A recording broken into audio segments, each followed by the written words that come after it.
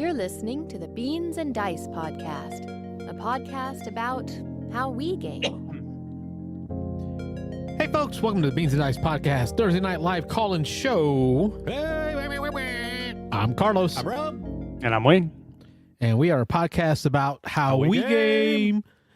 Thursday nights is all about how you game because we open up the phone lines and talk to you about what you got going on gaming-wise. And I'm going to go ahead and open up that phone line right now. Right away? Oh, you're just crazy, man. Breaking the rules, man. I'm trying to give folks as much time as they need to call in and have fun with us, talk to us about what they got going on gaming. Remember the rules. When you call in, the show is yours for the next 10 minutes. 813-618-7099 is the number. If you look at your calendar, today is the first Thursday of the month. It is. You know what that means, Rob? Yeah, we were really late last month, so I wasn't sure whether we were going to do it this time. This is like twice in 3 weeks, but yeah. We're getting back on cadence. Okay. All right, back on cadence. I don't have much of an update anyway. Top 20 updates. So, I noticed in our chat on the Discord, several people said it was a slow month for them.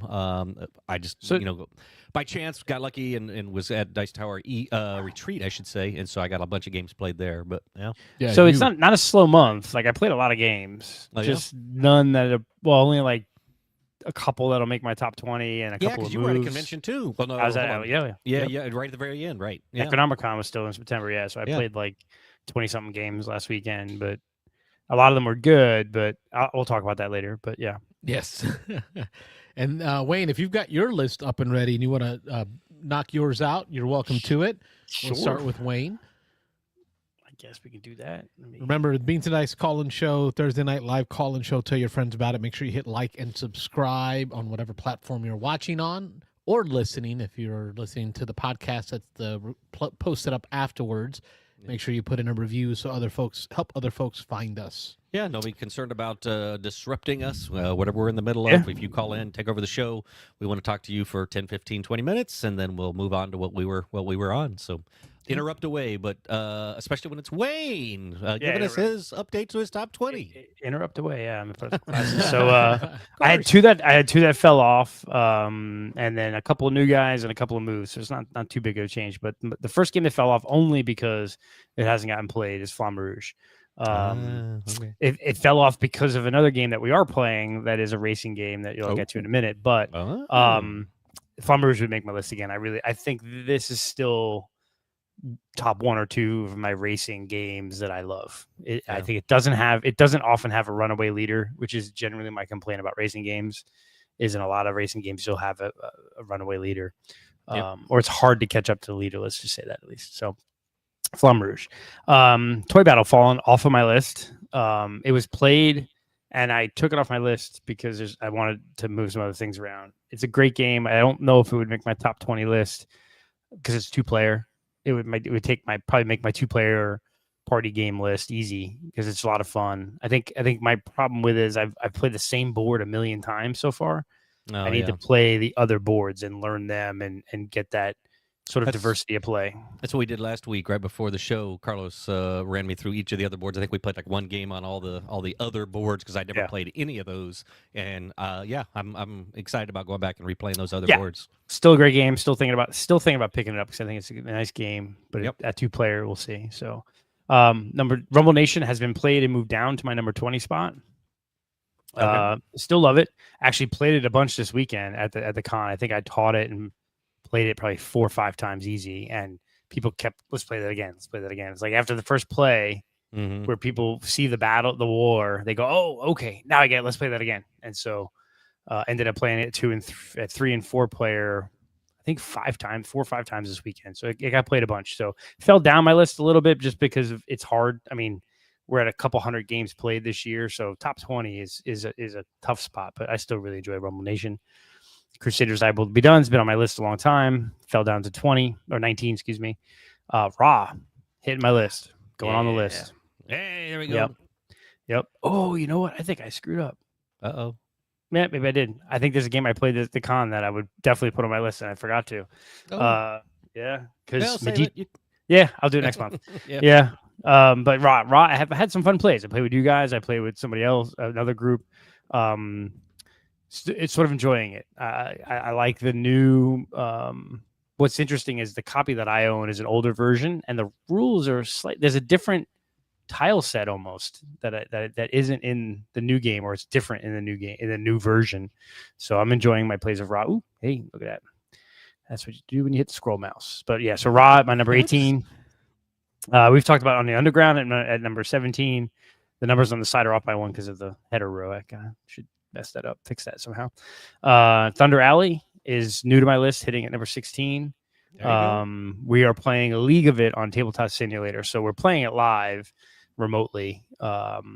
There's 6 of us, so it's a great race. We're in our 3rd week of the series and 4th race overall. So we had a warm-up race or a teach the game race, and now we've had 3 weeks of races.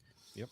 And it's a lot of, I love the campaign version that we're playing now, where it's you have your scores carry over from week to week. You drop your lower score. It's 1 or 2 as far as my favorite racing games. This one and Plumbers. Thank you. Yep, Plumbers. Yep. Stone Age has been on my list for a long time. Don't need to really talk about that again. Camel Up hit my list, going up to 15. I brought that this weekend to the con and taught it to some new. Oh, we got a call coming in. Let's see here. Yeah, I think that was a. It did not work. That was a prank. Yeah, I think that was a pranker. Was it? Back to you, Wayne. Yeah, they were trying to play something in the background. Yep. Gotcha. Hold on, let me fix something real quick. Insert copied cells. Shift. Right. There we go. Sorry. Just got to fix my Excel real quick. You're good. I don't have a cool board. Are you adding that game? No. I should. Yeah, you could while you're at it. I could while I'm at it. Yeah. No, I think I would. Yeah. Well, maybe I'll edit it later, but I'll leave what I got because I just want to put the numbers next to it because they're all kind of screwed up. So yeah, Camel Up's at 14. Brought that this weekend. Taught it to 2 different groups. And ended up playing it again 5 or 6 times. I taught it to a group, and they're like, "That was awesome. Let's rack it again." And we played it twice. And what was interesting is it started with just me and 2 other players, so the 3 of us. And then as we're playing, someone came over, was watching, and everyone was like, "That was awesome. Let's play it at 4." And then another person came over, started us at 4, and was like, "That's awesome. Does it play 5? Let's play 5." Right. And then I played it again later. And several of my buddies that I've been gaming with for 20 plus years that showed up to the con. They had never played this before. Like, this game's awesome. And they loved it. This was like, Camel Up was multiple people sort of like game of the con where they're like, I'm going to go buy this game because it's that fun. It's like, and these are some hardcore gamers too. Like we played Brass and Castles of Burgundy, but we just had so much fun with Camel Up and actually Ready Set Bet as well. It didn't make my list, but those 2 games and just the late night, you had a couple beers, you're hanging out, you're hooting and hollering, you got the energy going, and it just kind of was a hit. So Camel Up was just, again, we talk about maybe not the best games in the world make your top 20, but it's the most, for me, it's the most enjoyment. And so I played Camel Up like 5 times this weekend. Wow. And people loved it, and they were like, let's do it again. So I kind of had to put it on my list and move it up pretty high because it was the highlight sort of the weekend, and just people like, don't roll that 4 because if the 4 blue or 3 blue or whatever it is, the 3 red camel, because it'll win, it'll do this, and the black camel, and just people were enjoying it. So it's a really good game. And we've talked about it before, but yeah, it's up there on my list. But what's great about it is it's to me, like, I want to compare it to other racing games, right? Yes, of course, racing betting games, and Hot Streak comes in on that conversation. But what I like about Camel Up is it feels more like a board game. Like there's more things to manipulate. There is in your decisions, where Hot Streak feels more like a spectator sport. Yeah, which is nothing wrong with it. It's awesome, great party time. I like it. Yeah, they give me just enough of a difference. So good call out. And it's almost like I don't know if I would count Camel Up as a racing game because you're not controlling one specific. Like Thunder Alley, you have your cars, and Flamme Rouge, you have your bicyclists, you have your rollers or whatever, and so I don't know if it's a racing game as much as it's a betting game. Yes. And I love that, and it was you can see the hardcore gamers thinking about that plus minus guy, and then the white and the black camel going the opposite way, and when do you place the first place, last place bet versus taking the tiles, and it was good. Yeah, so it was really enjoyable. several of my buddies were like, "That's the game of con." You know, we that was the one that we enjoyed the most, so it hit my list high. Viticulture, been on my list forever. Stonemeyer game, love it. Creature Comforts, been on my list. Finspan Wingspan actually moved up. Played Finspan. Wow. Played 4-player Finspan this weekend. And again, it was a hit. The bunch of my gamer friends that they know Wingspan, they've played Wingspan a ton. And then I said, "You'll like." Oh, still there. Right. And then a buddy of mine, Kevin, who's a big fisherman and likes doing that, you know, like goes on fishing. He loved it for that. So Finspan was a hit. Played a 4-player. Got about an hour and a half for the 4-player with Teach for 3 new players. So it was pretty good. And it just hit. It's a very clean game. Like I love that the bird feeder's not there. That you're not worried. That you're not like. I love Wingspan. It's still a great game. Yeah, but it's like, man, I love the fact that like you don't have to fight for the food to play the specific birds that you have in your hand, or go hunting and fishing for birds versus the food. I love that you can just play the cards out of your hand and get them back. So yeah, Finspan moved up over Creature Comforts and Viticulture at this point because of the fun play we had this weekend. Nice. Fromage, been on my list for a while. I enjoy it. Still there. Maracaibo, number 9. Lords of Waterdeep, number 8. Madeira, number 7. SETI, number 6. Highlighting, I did play Battle of Hoth a couple times this weekend. Brought it with me. It stayed in the same spot. That's why it's blue. But I just want to highlight, I played it, and I chose not to move it down or up. It was a hit. There were a bunch of gamers that didn't even know that Memoir 44 Battle of Hoth came out. We're like, "What is that?" I'm like, "Oh, it's," and they were like, "When did this come out?" I'm like, "Oh, like, in the last 2 months." Keep up with the times. Pretty new. Yeah. Check out the show and you would see about it. There you go. Yeah. Little but yeah. segue. Little segue, yeah. So Battle of Hoth stayed on my list, and we have Tyrants of the Underdark, Ostia, which apparently not only is it getting a US release, on my Facebook feed there was an advertisement to sign up for the mailing list. You'll be able to get the full like Kickstarter bundle with the US release. So I'm looking forward. I will be picking that up for sure. Nice. Obsession, my number 2 game, and then Concordia, my number 1, which Concordia is now on BGA.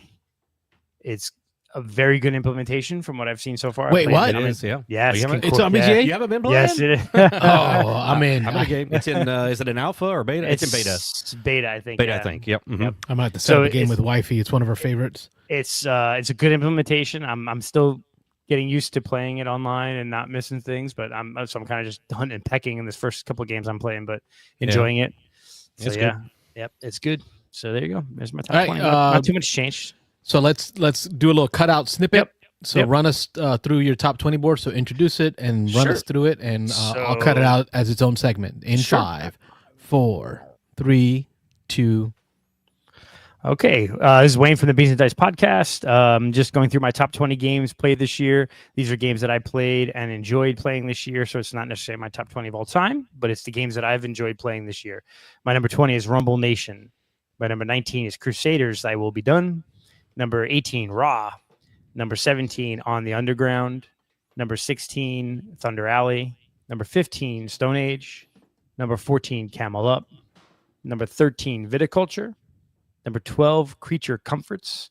Number 11, I've combined Finspan and Wingspan into one because why not? But if I had to just choose one, I would choose Finspan. Number 10, Fromage. Number 9, Maracaibo. Number 8, Lords of Waterdeep. Number 7, Madeira.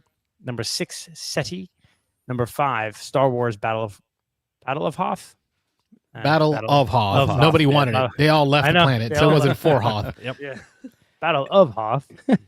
Number 4, Tyrants of the Underdark. Number 3, Ostia.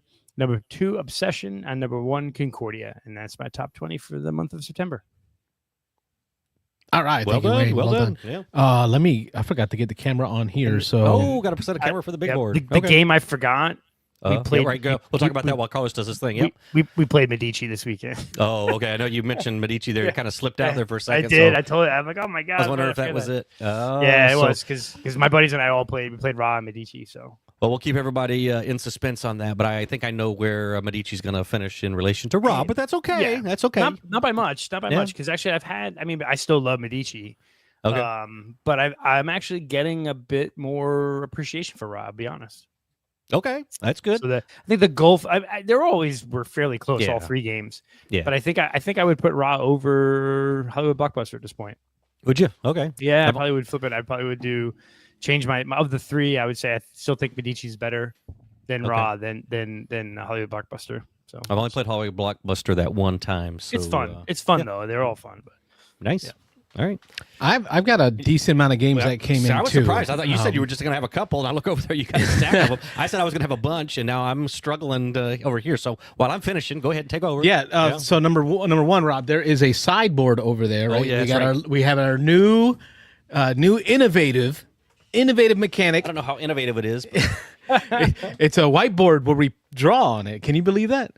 This board is our all other small box and or 2-player games. Party small box games. Yes, games that like aren't. I wouldn't call them strategic games, right? Like No strategery? yeah, not that they don't have strategery because they all do, but these aren't like your big strategic games. So we wanted a board or a place. Thanks to our buddy in the chat. Who was it that Daryl. recommended? Was it Daryl? Dev88. Yep. I think it's his handle on the Discord? Discord. He has started doing this small list on his top 20 updates that he posts in our Discord. Plug for the Discord. Check the link in the description of the show. You'll find the link to the Discord where you can join our community and share with us your top 20 games. But thanks to Dev, we now have a sideboard. So on that note, I have 5 games that I think are going up on the board. On the big so one? I'm going to be moving some of these off of here okay, over instead that- of being to the mean side. and destroying them. Gotcha. So Flip 7's All going right, to the sideboard. I think Sky Team is going to the sideboard as a 2-player game. So Good Flip call. 7 is a party game. Good call. Good call. Sky Team is a 2-player game. Yeah. As a side, the Flip 7 was another giant hit at the convention. I think I taught it. So I think so Necronomicon is a kind of a diverse con. It's like a literary. It's not really a gamers con, but there are gamers there. So there were a bunch of people who hadn't played Flip 7, and I taught it probably 3 or 4 different groups of people, and they were like, "This is awesome." That's a good one. Yeah. It is good. It's one of the ones that stays in my bag. All right, and so I have 5 that are going on the board. So these bottom 3 are coming off. So coming off the board that I can't move over there because they don't really count to me as a side hustle. It's going to be Cascadia. It's coming off. Not that it's a bad game; it's a great game. Fellowship of the Ring, the trick-taking game. You loved yourself some Cascadia, man. Oh, That's yeah. crazy that's fallen off the list. That's just where it's positioned because the last time I played it. Brian Baru is coming off the list. We got to play that again. We're going to have to. Got to play it again before the end of the year. All right, so then that leaves some games that I've played. We'll start with Thunder Alley. Thunder Alley, we've been playing throughout the month of September with our league. I looked up at my board and looked at our Hall of Fame section. I wholly expected that it would have been in our Hall of Fame, and guess what? It's not. Okay. So I have to put it here, and it's going up there. It's my number 8 up there. Just saying. Just mention it. So right now I'm going to slide some stuff, make some gaps in here. I'll fill it in where they belong. as you go. But I do know that it's going to go above Thunder Road Vendetta, which puts it above Rumble Nation. Because Rumble Nation is a great little battler, but it definitely doesn't give me the social feels that I get from Thunder Alley. But I can't put it over Endeavor Deep Sea. I just had so much fun playing that. How can you put it in Hall of Fame if it's like 5th? I was hoping it was already there. But we're going to play more of it in October. It could go up. I really like those games up there. I do. Can't put it above those. Yeah. Yeah, Thunder Alley is a great game, but it's really it's hard. You need a big group. You need like 5 or 6, And you need the right group. and You need just enough, just enough time. like just jabbing at each other, and to make it fun. And Laughing actually, at each other's errors. as we play on BGA on Tabletop Simulator every Tuesday, 8 to 10.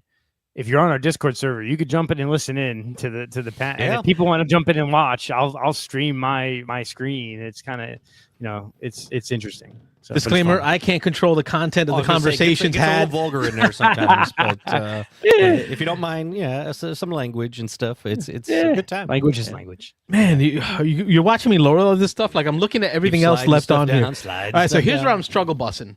Radlands. Radlands is a 2-player game, but it's a great 2-player game. Oh, it's not going to go on your little board then, huh? It's going to go on my little board. Oh, it is going to go on the little board. Oh, because okay. it allows me more room on the big board. That's probably where it belongs. So Radlands is going on the sideboard. But it's a great 2-player game. I got some solo plays of it thanks to an updated solo rule set variant. One of the guys that came over and visited from Breakers, the Lightning Lake Games guys, brought it up because they talked about lane battlers, and I had to scratch that itch, and I got some games played. There you go. Here's where it gets tough. We're going to go with, in order played, Star Wars Battle of Hoth. That got played first in the month of September. Memoir 44 is already at the top of my list. I cannot see how this would not make... I think Memoir 44 was the top of my list when it was there. It's your Hall of Fame, isn't it? It's in the Hall of Fame, yeah. But the thing is, it's a derivative of the same game. Yeah. So are we in agreement that it would connect with Memoir 44? It's your list. It's your list. I think you could immediately put and say because Memoir 44 is in your Hall of Fame. But so you know what though? I Memoir want it in my top 20, so maybe at the end of the year I'll slide it over there. Yeah. But right now it belongs up here. Okay. And it's going to go 6-ish. It's going to go under Thunder Alley. That's right where I got mine, 6, yeah. I need to get more plays of it. Get it up there. Yeah. I think it's a good call. You End said of the ish. year. End of the year, having that come off and just say it's part of the command colors like Memoir 44. But I want it to be on the final list when I publish it, the ultimate end of year 2025 list. But I still need to play it with the campaign, and I need to play it with some grown folks like you guys, right? And I think that's where we'll really flesh out when we start deciding which characters we want to add to our list and etc. For all those reasons, it's going up there. And you could tell that there's going to be expansions. There's going to be a Battle of Naboo and a Battle of Kashyyyk. And Coruscant. All right, this is where it gets tough. Lost Ruins of Arnak was the next game I played in the month. I'm still playing at the top up here, guys. Everything's up here at the top. And they keep sliding down. I think Arnak's already in my Hall of Fame, so is it? Oh, nice. I think so. I mean, it's going above Lost Ruins of Arnak, going above Endeavor Deep Sea, but below it's going above Esther and Nehemiah. Yeah, it's pretty and good. Above Purple Haze. Oh, wow. Just went from like but 6 not above to SETI. 2. Not above SETI. Good call. I'm really liking SETI. Yeah, SETI's really good. Yep. Arnak, Dune Imperium. All right, and finally I'm putting Raw up here, and I don't think I'm going to regret this. Uh-oh. I don't think I'm going to regret this. Uh-oh, don't do it. Cult of the New for Carlos. It is. I like Cult of the New 20 years later. Can you call a 20, like a 20-year-old game Cult of the New? Like, it's new to you. It's new. Yeah. Oh, it's so new to me. Yeah. It's like I am so deep in strategy videos. I've been telling you since I played it a couple years ago. I was like, this is a game we got to play sometime. It never made it to the table. But yeah, it's gonna go number 3. Okay, all right. I don't... It's not gonna go above Lost Ruins of Arnak because that is like a solid game. It's 4 on my list, and I've been playing it for a couple years now. So it's still up there. It's up at 4. Yeah, I'm having a blast with just Raw itself. Like I'm watching a lot of playthroughs, the WBC. Yeah, what did you think of that, man? Those were some good games. I'm watching the old ones and the new ones, and then I'm watching folks doing commentary. Like there's all these other videos of people just replaying those videos and providing commentary. Yep. So I'm really digging this Raw. Like I'm so glad you guys brought it to me. So now let me, I guess, clean up my board. You got to run down the list, and then we'll run down the list. Any adjustments? Anything you played sliding around or no? No, I didn't see anything on there that I played that I had already played. You have an open spot, I think. I think so. I think I took too many off. We'll fix this here. I'll grab one from the sideboard. You can bring back Cascadia. No, Cascadia was at the bottom. Brian Baru could go back is coming back on the board. That's a great game. Because that was the highest of those that came off. So Brian Baru coming back on the board. All right, so let me do my top 20 board. Let me see. How do I do this? There we go. In 5, 4, 3... Hey, folks, it's Carlos, Beansanddice Podcast, and we're updating our top 20 board. 4 games played through the month of September. So I played some games in September, which has now got my board full, and a sideboard. Show the folks at home, Rod. Show them the sideboard. We have a sideboard over here of smaller games that we moved over, so it made some room. These are your card games, your party games, and your 2-player games. That's what's going to go over there. So let's dig into my top 20 list. September 2025 update. At number 20, Brian Baru. Number 19, Potion Explosion. 18, Foundations. This is the Metropolis version. I don't have big bucks to buy the big one. 17 is Heat. 16, Hero Quest. 15, Star Wars Imperial Assault. 14, Hot Streak. 13, Baseball Highlights 2045. 12, White Castle. 11, Camel Up. 10, Thunder Road Vendetta. Number 9, Rumble Nation. Number 8, Star Wars Battle of Hoth, a Command and Colors game. Number 7, Thunder Alley. Number 6, Endeavor Deep Sea. Number 5, Ezra and Nehemiah. Number 4, Purple Haze. Number 3, new to the board, new to my life. Where have you been? Raw.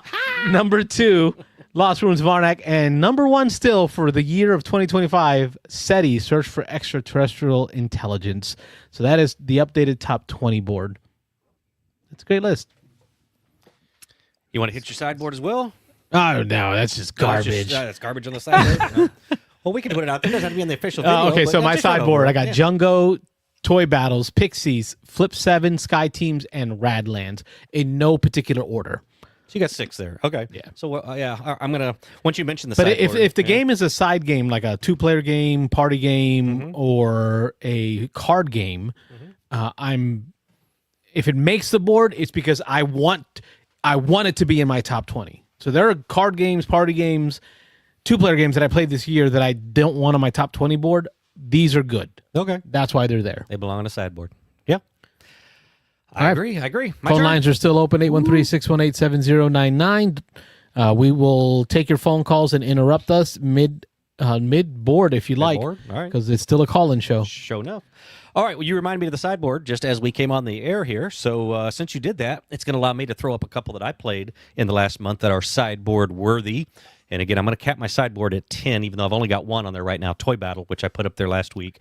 But 2 games I played at Dice Tower Retreat that both are definitely sideboard worthy. First one is Targi. Targi is a classic now. I don't know how old Targi is. I could look it up, but it's an older game. It's a classic game. Jim and I got a game of this in. It had been years and years. I think he said he played it maybe back when he first started gaming, and we played it and had a good time. So Targi's it does show its age a little bit. Playing it year after year, it feels like an older game, but it's a fun. It's so good though. It's brutal. Yeah, tit for tat, back and forth. You're blocking each other. You're trying to outsmart each other. But you can see what your opponent wants and what they need, and you're trying to block them off by placing in spots where you get something that you kind of need, but you really are blocking them from what they really need. So Targi's a good one. That's another one that Carlos, you need to play Targi. Oh yeah, if you haven't played Targi yet, we gotta find a copy. I have not. Okay, we gotta find a copy of that. I have a copy. You got it? Okay. Oh yeah. Yeah, I don't own that one, but bring it over sometime. We'll have to play it. Yeah. Another one that I got to play at the retreat, and this is a first play for me, so this is not an old classic, a brand new game. I think it's completely out on the market now, and I just heard, and I posted in our Discord today, that there is a expansion, a new version coming out. Flip Tunes. This is a fun little cartoony. It's like 1950s cartoon characters, generic ones. They're not real specific to anything, but they're all these different anthropomorphic animals. So like people animals doing all these weird things, and it's a fun little game. You have a deck of cards, and you're upgrading your deck by switching some cards in and out through various mechanisms in the game, but every turn, every round of the game, all everybody is doing simultaneously is you're playing the cards off. You shuffle them up, and then off the top of your deck, you're playing in a 3x3 grid, 3 across the top. Or, I'm sorry, no, it's 3x2, 3 across the top and 3 across the bottom. And the order that the cards come out, completely random. You just shuffle them up, but they'll say things like, if this card is next to an even numbered card, double the points on these 2 cards or whatever. And all you're doing is each round you total up your points on your cards. That's going to be your currency for upgrading or buying new cards. And so you'll be able to buy from a market in turn order as you go around the table. You add those to your deck, you shuffle up, and you do it again. And you keep doing that until I think it's 40, might be 60 points, until somebody hits a big number all in one splay. And once somebody does that, everybody else has a chance to do one kind of redo. And if you can't beat that person's total, then they win. And so the game plays in about 10, 15 minutes at the most, and a great filler, a fun little filler, nice art. Flip Tunes going up on my sideboard. That's what I was wondering. Was this going to be a sideboard game? And it is, because you were talking it up. So I wasn't sure if it was going to the big board or to the sideboard. It's a high-level sideboard game. It's one on there that would beat a lot of other sideboard. It would beat Flip 7 for me, I think. Although Flip 7's got its pluses, but it's a fun little one. Hey, Pablo 42's got a question in here, or a comment. Thematically, it bothered me. Some of the cards repeat. Oh, yes. Like, why would you have 3 Jackie Chans or 2 Arnold Z's in a movie, you know? Yeah. I assume the art repeats. I assume it's on Flip Tunes, but yeah, you do have multiples of certain ones you can buy. And actually, some of the cards are based on multiples. If it says if you splay 2 of these, the same card in a round in a display, then sometimes they'll cancel each other, sometimes they'll multiply each other, and so you really got to be careful kind of how you upgrade and buy cards and what cards you put with what other cards, because there's a lot of cool little interactions that they do. But yeah, there's definitely multiples of. But it wasn't enough to bother you to not put it on the list? No. I didn't pay much attention to that at all. It was one of the mechanics they built into the game, so it went in pretty seamlessly for me. But and then in the chat we have Edmund England saying, "Hello guys, all the way from Sweden." Hey Edmund. Hola Edmund. Okay, so now we're going to jump over to the big board. Big board. Bam, bam, bam, bam. I have 3 games. I fretted over this because I didn't look at it ahead of time, so I just looked at it here as we were getting ready to go on the air tonight. And I had mentioned, so Dice Tower Retreat was a big event for me. I played a good number of games. I played a lot of big, heavy Euro games with Jim. Played some lighter games as well. But to be honest, I thought that there were more games that would probably make my list. And actually, there's one I just meant to add that I hadn't added. So there's going to be a 4th one I'm doing here real quick. But anyway, let me do that real quick. It's easy to write. But anyway, there's going to be 4. So I would have thought coming into this maybe 5 or 6. But we keep talking about this. When I came over and I actually looked at the big board here and refreshed my memory of what's on the big board, man, it's tough to get on this board, especially a game that I played for the first time. So I'm trying to not let the cult of the new bias push too hard into my board. Oh, I embrace it. Oh, do you? You love it. You roll slather myself in it. You do. But Rob, you wrote 4 down. I did. Yeah. Sounds like you're done with the sideboard. I am. These are all going to be big boards. You know, Obsession's in the bottom 4. I know. This is going to make people upset. So I'm going to go ahead and pull them off. So pulling off the lowest. You can email at beansanddice@gmail.com exactly. with your thoughts and another one or comments. FinSpan is coming off, but Ottawa was my number 20. That's coming off. So I'm not. That's 3 amazing games right there. Yeah, well, see, I'm not hurt by the Tiwa too much because I need to play it again, but it is a fun, light UV, so I liked it a lot, but I need to play it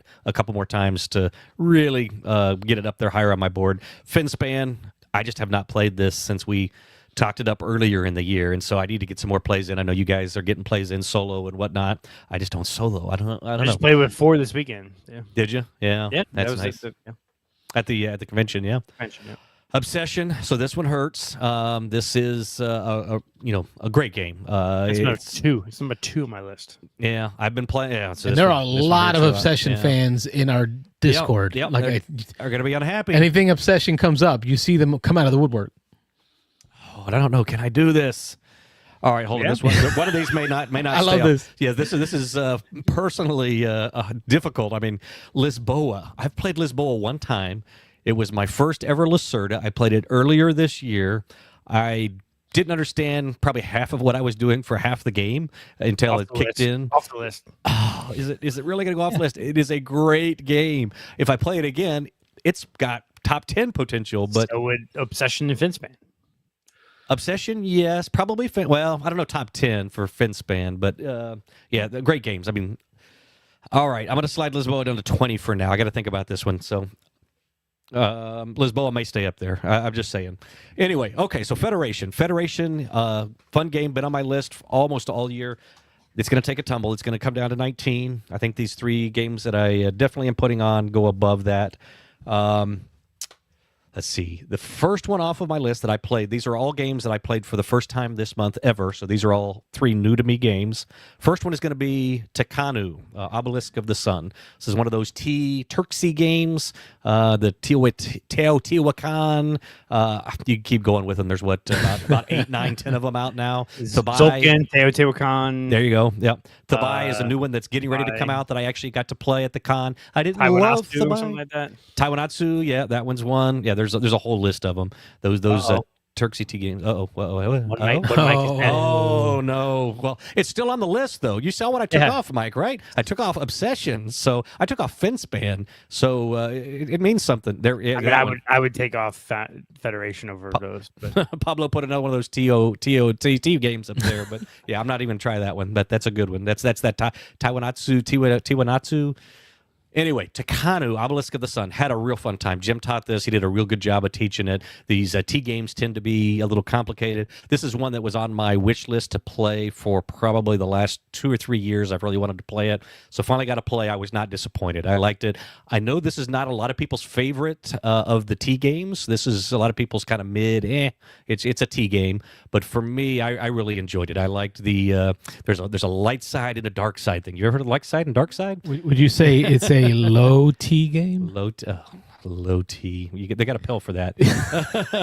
Anyway, I enjoyed the dice play in this. So you're rolling some dice, you're drafting dice, you're using them to take actions. There's certain dice that are forbidden certain rounds. There's a balancing mechanic at the end of every round. You're trying to balance the light dice and the dark dice that you took, or you take some penalties if they don't balance. There's lots of little kind of mini things, mini boards, mini games going on with this one, and I tend to like those. Manetfer is another one that I need to get played again, so I get it up here high on my board.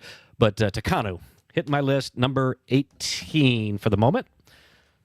So above Federation, above Lisboa. And Mike, I know you didn't like the Federation move down, but have you played Takanu? So if you haven't, try it out. Let me know. Anyway, Maracaibo is going to take a slide for me, which is probably going to surprise some people. That's going to go down to 17. I still have only played Maracaibo in person, I think now one time ever. I played it a bunch on BGA, and that's probably hurting a little bit. I like to play those games in real life. Mosaic. Oh, Mosaic. This is getting to a tough line for me here. Mosaic currently sitting at 14 on my list. I think Mosaic is going to take a slide, and it's going to go to 16. So it's going to go down 2 spots here. Isn't that amazing? Like all this dreading he does, and it's just 2 spots. Just 2 spots. It's 2 spots. That's big. That's how important these games are to us. Which is ridiculous, but it's for one night a week. I can gut it out and gut wrench over these decisions. So, Galactic Cruise currently on my board at 13. I'm going to slide Galactic Cruise. It's going to 15. Star Wars Battle of Hoth up here at 12. That is going to slide to 14. I'm a big Memoir fan. I'm a big Battle of Hoth fan. But I got to get some more of it played. So we need to do, like you said, the campaign stuff. And there are 2 campaigns in there. There are. So my thoughts are, Rob and I can run one campaign. Oh, then you and then somebody else, another set, can run another campaign. Yeah. What I really wanted to do was do a 3-way campaign, like we each run on the same board. We're twice. like all playing each other. Yeah. I don't know. One board over here, one board over there. I don't know. All at the same time. Yeah, we'll figure something out. Like a get a fourth here, and then we can just round robin, and we can all play 2-on-2. Ultimate Railroads, number 11. Okay, this is where I draw the line, I think. This is getting close to my top 10. Ultimate Railroads is a game I like a lot, so it's going to sit there for a minute. Another game that I played, this is going to go on the board here, that I played first time ever at the Dice Tower Retreat, and this one's Asian Tigers. I know Jim was a huge fan. This was, I think, maybe his game of the con. I'm pretty sure this was his game of the con, was Asian Tigers. And I agree, Jim. This was a really good game. A lot of mechanics going on in this one. We got Mahir taught us the game, so that helped. Mahir's passion for games, and when he was super excited about this. When he played this one, I think he said 5 or 6 times at the con. So in a matter of 5 days, he had played this one over and over. He had played it for his first time at the con and fell in love with it. And again, just teaching it, even just sitting down and with him and him teaching it, the passion and the excitement he had that he was teaching another group of people to play this game really came out and really made it a great experience. So. This is one one of the ugliest of uglies. It's just some pastel colors, and you're slapping some stuff on a board. It's got a few nice little cool components, little wooden components and wooden things. They are coming out with a redone version of this, where they're going to be upgrading the board, changing, from what I understand, none of the mechanics, but just upgrading the components. Right now, the board is a big puzzle piece board. It's 6 pieces that you snap together. They're going to come out with an actual fold-out board, which is going to be much nicer. The board we played on was warped, so it was kind of a thin, cheap board, but so I can't wait for the reprint of this. But Asian Tigers was a big hit with me. It's going to come on here at 13 on my top 20. Some games are going to slide here, unfortunately. Again, hopefully this isn't too much Cult of the New, but Ultimate Railroads is going to slide to 12. We're going to slide Purple Haze to 11. Freedom the Underground Railroad is going to stay in my top 10, but just barely. It's going to slide to 10. Thunder Alley. Ooh, now we're getting into like sacred territory. Yeah. You've played it. Yeah. So you have a chance to move it.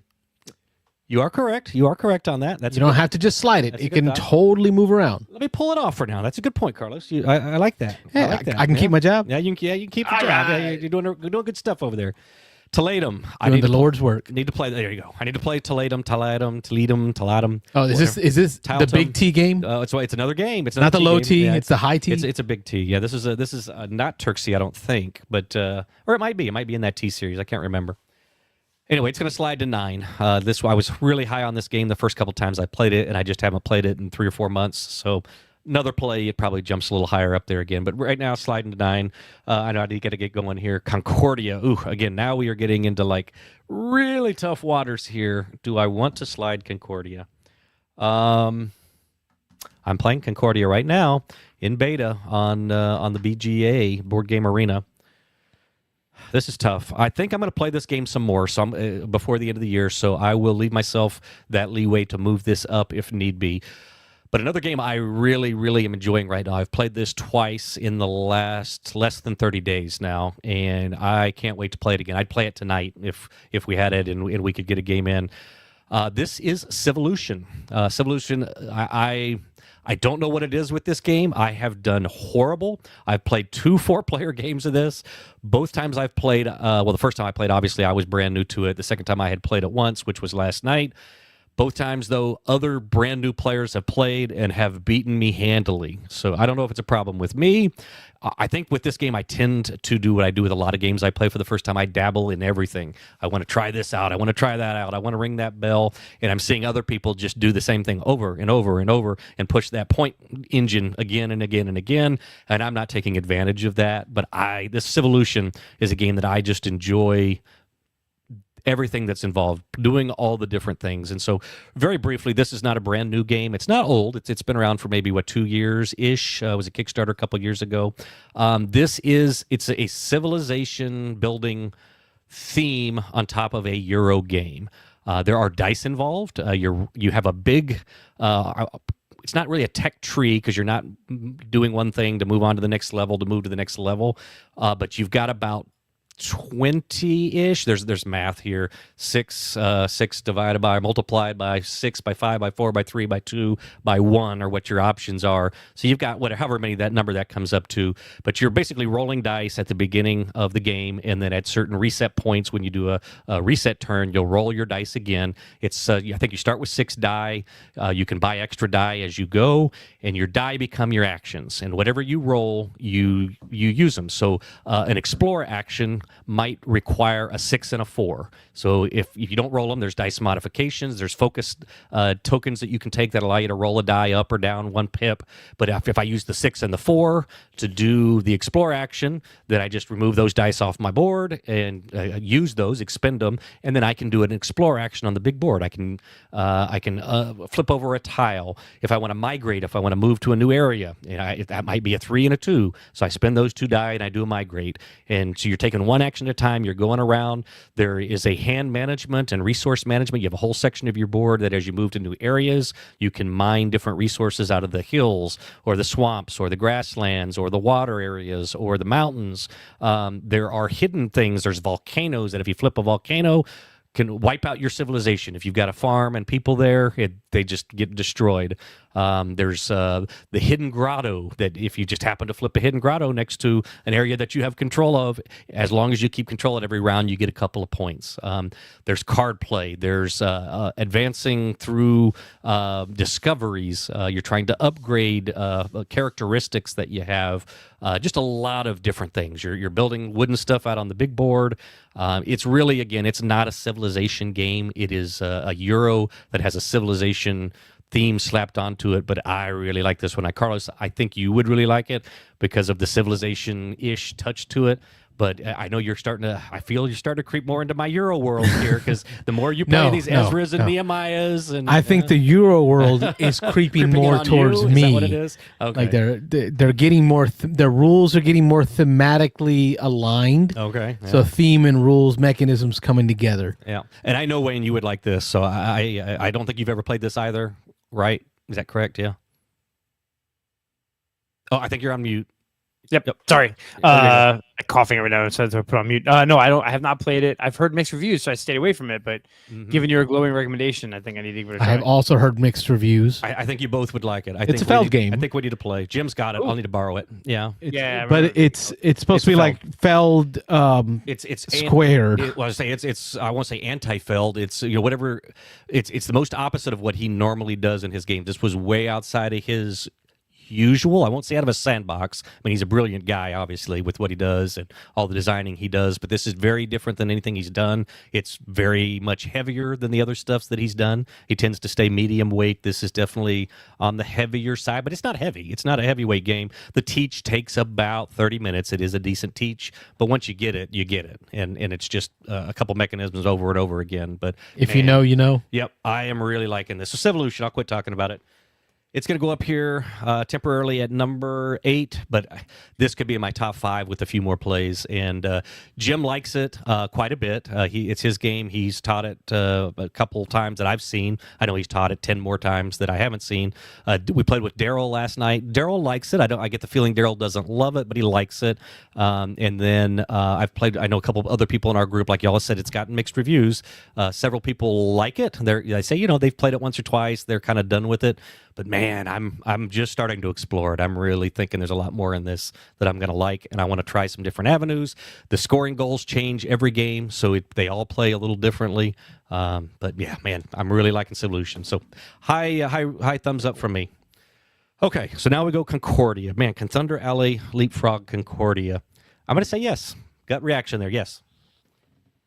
Thunder Alley's leapfrogging Concordia. It just has consistently provided the good feels. Yep. So now we get tough. Underwater cities, and then I got raw above that. Yeah. I'm gonna move Thunder Alley to 6. It's gonna bump up a couple, but that's it. It'll sit there at 6. I think that's what it gets for not being a Euro. There you go. Get more Euro-y Thunder Alley. But I think that's where Concordia would beats it for me. It's like Concordia is the Euro, it's classic Euro, and that scoring mechanism. But Thunder Alley is good. Thunder Alley is probably going to move up my list. Yeah. I think I underrated it. It's in like the 17-18 spot. So yeah. Yeah, and I know Carlos talks it up at 2 players and 3 players. I mean, it's good at 2, 3. If I played it all the time at 2 and 3, it would not be number 6 on my list. So that's just me. I think that's almost why I weighted it so low. Is I don't see it being nearly as good at 2 or 3 than it is at 5 and 6. The mechanic changes because you get more cars and you're doing more teamwork with your own cars and trying to push them and get them in line and do that kind of thing. So it becomes a little more thinky at 2 and 3 players. But man, I love it at 6, 7 players where people are yelling at each other, people are teaming up, and people are, hey, screw you, I'm going to bump you out of the way, and you're going to be out of the draft, and you deal with that. So you know what, Wayne? I think we should try it on Steam 2-player. One night, because I will espouse the 2-playerness of it. Or TTS, tabletop simulator. Simulator. Yep. Yes, yeah. I'm down to try it at 2 and 3. Yeah, it's you have the maximum amount of cars available to you. You have 6 cars, but 2 players. So you're playing with 7 cars. I'm sorry, 7 cards. Cards. Yes. And the fun part is figuring out what order will I play these cards in to maximize the movement of my group. Because there is not as much of that helping each other in the 2-player mode. So it's 6v6. It's more puzzly, like Rob said, more puzzly. Yeah, it's a different game. Well, let me just before I hit my top 20 here, wrap up.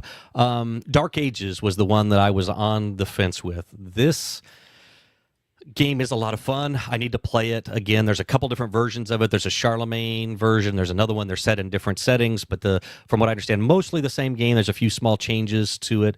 This was a lot of fun. This Dark Ages. Jim and I played. Chuck taught us. He's designs a lot of solo modes for games. He's designed at least 4 or 5 of them. He's working on a couple of big titles now.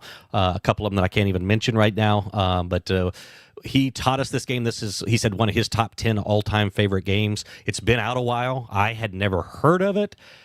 I know this is another one, Carlos. I know you will love this. You will love the theme of this. You'll love it's kind of Dark Ages. It's a slow build. So it's dudes on a map, building castles, expanding your empire.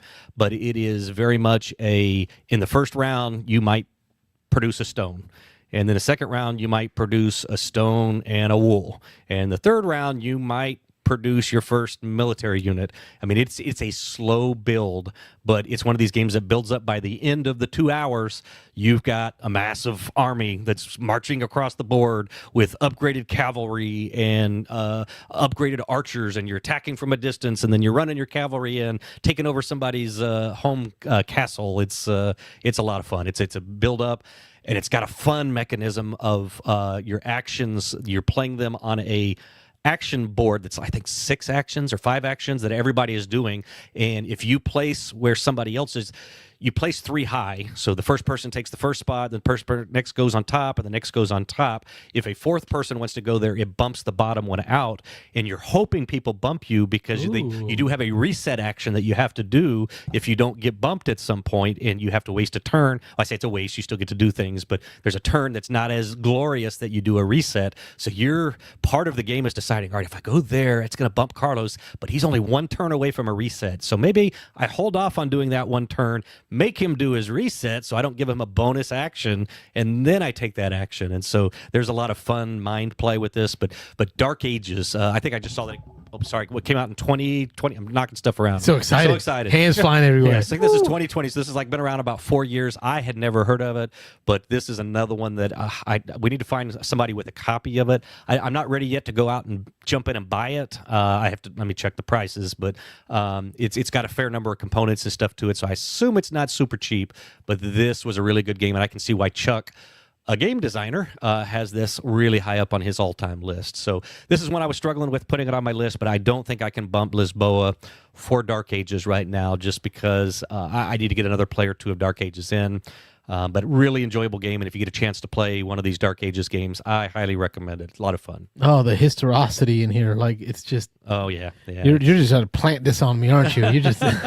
I'm trying to tempt you. Buy it, Carlos. Buy it. Doesn't take much. I can teach you. It We'll doesn't play it. take much. Yeah, we'll get Wayne over here. We'll play a big game of Dark Ages. But yeah, that's what Holy Roman Empire is one of them, and then there's a Charlemagne. I think Holy Roman Empire was first, and I think the Charlemagne edition was second, if I remember Chuck saying. And the Charlemagne adds a few little twists on the mechanic, but yeah, I mean, it was a lot of fun. So high recommendation for Dark Ages. Yep, but not quite creeping onto my 20. I got to play it again. So Jim says Dark Age may be on my look to buy list. Oh, okay, Jim. All right, there you go. Drop a dime on it, and then we'll play it. Yeah, add this to my watch list. Yeah. Yeah. So yeah, if a used copy comes up somewhere, I don't know. Maybe I could be tempted for the right price, but one to play. Yeah, add into my collection. It's a good one. All right, Rob. So at this point, we'll give you the floor and let you do the catch up. Let me lower the phone so it doesn't ring while you're in the middle of it. Okay, cool. All right, in 5, 4, 3. This is Rob with the Beans and Dice podcast, hitting you with my top 20 games played this year. So we are now in, we're in October, but this is going to go back through September of this year. The top 20 games that I have played this year, some new to me, some not, some classics. So going up my list from bottom to top, my number 20 currently is Lisboa. Classic game that just barely hanging on, but I need to get some more plays of it. Number 19 is Federation. 18, brand new play for me this year, Takanu, Obelisk of the Sun. 17 is Maracaibo. Mosaic at 16. Galactic Cruise, another one I played for the first time this year, at 15. Star Wars Battle of Hoth comes in at 14. Game I just played for the first time last month, Asian Tigers. Great game. It's coming in at my number 13, making a premiere on the list. Ultimate Railroads at number 12. Purple Haze 11. Coming into my top 10 is Freedom, the Underground Railroad. Talatum or Tiltum is my number 9. Civolution, another brand new game I just played in the last month. Way up on my list at number 8. Concordia, an all-time classic at number 7. Thunder Alley at 6. Just great fun time with the guys. Number 5, Underwater Cities. 4 is Ra. 3, Lords of Waterdeep. 2 is Ostia. And remaining at my number 1 since almost the beginning of the year is SETI. But that's my top 20 for the year. All right, folks, if you want to know more about how he got him up there and the decisions made during that, make sure you watch the entire episode. There'll be a recap of our top 20 board so you get our thought processes, what we thought about as we did it, and how we decided to do the final ranking. So Beans and Dice top 20 board episode, first Thursday of every month. Catch us in. When we try. No commitments. We try. That's how we roll. No regrets. We try. All right, so that's our top 20 board updates. I'll make those separate edits as new videos. Nice. Lots of conversation in the chat. Pablo with the Odak says, I think he's talking about Civolution. Yeah. It's my third favorite Feld game. So Third favorite Feld. What's your 1 and 2 then? Castles of Burgundy is number 1, I tell you for sure. I know that for certain. I don't know what number 2 would be. Obviously. Obviously. Yeah. What would number 2 be? Not number 1. Oh, now I got to go look at the Felds and see. But keep going. Rob's thoughts on Greased Walk. Greased Walk. Great Walk? A Great Wall? Either drinking or having a stroke, man. I'm assuming Great Great Wall. Wall. This was my third play of Great Wall. Jim, it was on the brink for me. Your copy of Great Wall ups that experience, and so that was part of my thinking here as I was sitting here tonight, that if I played just on a flat 2D board, would it be the same experience as all of your upgraded wall components and all of your minis and all of the cool stuff that you have in your copy? And without all of that, it would be probably just off my top 20, but another one that's right there on the bubble. With your stuff, to be honest, it probably would have crept on, but I kept it off just because I'm not as much about the particular experience. I know we've talked a lot about it's whatever that experience, whatever that fun factor. Not just about cubes, do you, Rob? No. There's more to it, but yeah, for me, it's about the game itself. I think a little more than just my particular play of it the one time. But yeah, we had a great time playing that at the retreat. That was was it about a 4-hour game? We were teaching a couple new people, and you were reteaching me. But Great Walls is it's another one of those bubble games that could be right there at 18, 19, 20 on the list. Yeah. Yeah, I can't say I agree with his top 3 Fells, but to each his own. Oh, does he have them up there now? Yeah, I said Marrakesh and Trajan. Oh wow, that blew my mind. Not Castles? Wow. Yeah. Okay. Who are you and what have you done with Jim? I know he's a big fan of Castles. But I think there's more. He'll say there's more going on with Marrakesh. There's 17,000 like mini games options in there. Yeah, I guess. Yeah. Yeah. Aaron Clark in the chat says, I really should play another Feld. Is there any good recommendations for someone who's played Castles of Burgundy and loves it? Castles of Burgundy 1, Marrakesh, Trajan are good games. Very, very good games.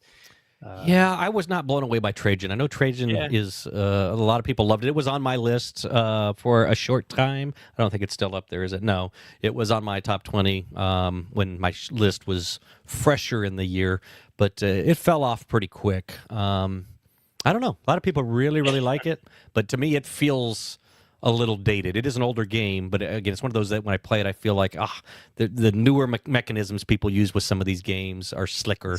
Let's see looking through Feld here. In the Year of the Dragon is pretty damn good. Notre Dame is pretty good.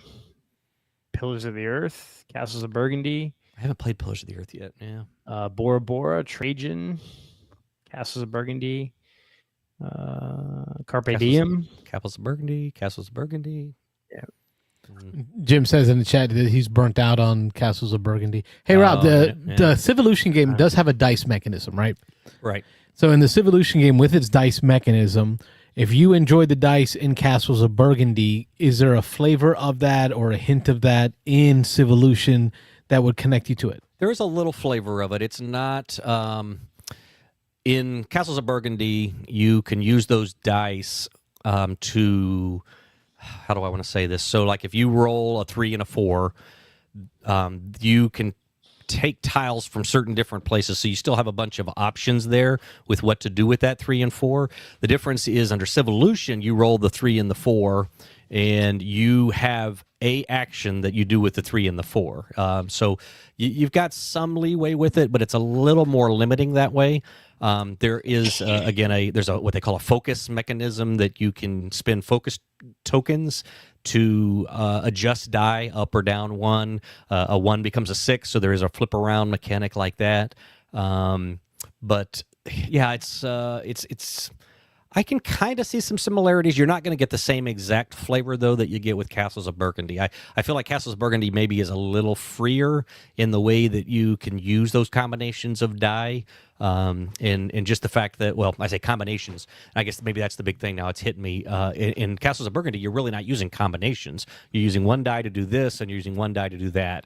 The big but it's difference about stringing those 2 dice into 3 or 4. There's your combo tastic. Combos. Yep. In this, it's not so much that. It is more you're going to use like a pair of dice. So you're going to get a 6 and a 3, and that gives you this particular action. So the cool thing in Civolution is you've got this big, again, board. It looks almost like a periodic table chart that you've got that all right, I can use the 6 and the 3 to do this, or I can use a 3 and a 4 to do that, or I can use a 5 and a 2 to take that action. And so you're sitting there the whole time trying to pair up which 2 dice am I going to use if I do this action. The next round I can, next turn I can use those 2. And so how do I save these? How many dice are you rolling? You start with 6. Oh, you're wow. on 6, and you're using them in pairs. So then you do a reset after you've done 3 actions.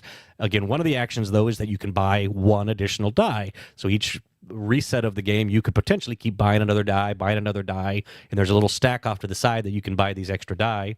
Are you taking 1 action and then 1, yeah, around the table. So you're doing 1. Okay, so because my worry was when you said that I'm rolling 6 dice and then I got to figure out how to pair them up. Like you guys can go home and come back. Yeah, no. Yeah, it's quick. It's actually too quick, and that was everybody feels like they're always being pressed because it's like, oh crap, it's my turn again. Didn't I just do a thing? And then everybody else knows what they want to do. It comes back around. You're like, hold on, I got And for sometimes as the game goes on and people buy dice, people are resetting. Early in the game, everybody's resetting at the same time.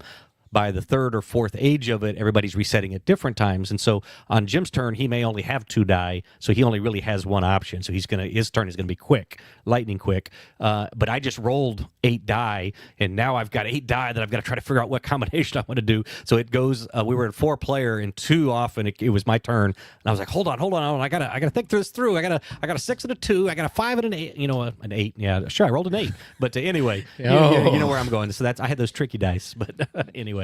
But that's okay. Yeah. Okay, so I saw the dice and it made me think of Castles of Burgundy, but you're saying no, not really. Not really. There's a flavor of that, but it's got dice. That's about as much as the flavor is. It's using pairs instead of using single dice, which I think makes a bigger difference than you'd think. So yeah. I'm with Wayne though. The Castles of Burgundy feeling is the idea that I'm going to use this 6 so that I can use this second die in a productive way, and that's almost like comboing them up. Yeah, in a sense. Yeah, you don't have the combos in this one. You do have the exploration. There's an exploration board that's set up randomly each time with some tiles that you flip, and again, you move around. You can mess with each other. You can actually harm other people. You've got to feed your people at the end of rounds, so you got to accrue food. There are at least 15 different resources in the game that you can go and get from the different regions. You've got to take hunting actions to feed your people. It's clever. Let's just say that it's a clever again Euro that they skinned as a civilization game. There we go. All right. We're not going to go to the Twig just yet because that was our top 20 board. Of course, phone lines are still open. 813-618-7099 is the number. I know that sometimes we have to cut short our news segment because our Twigs go long. So this week we'll reverse it. We'll start with the news, and then we'll do any Twig if we choose to before the episode's over at the 11 o'clock hour. I did have a few news articles that I hadn't had a chance to really talk about that I wanted to get through. Nothing big, but just things that stood out to me. One of the ones is in this Opinionated Gamers article from September 9th, so it's almost been a month, and we wanted to talk about this one. It was the, let me get the acronym right here, the IGA Awards.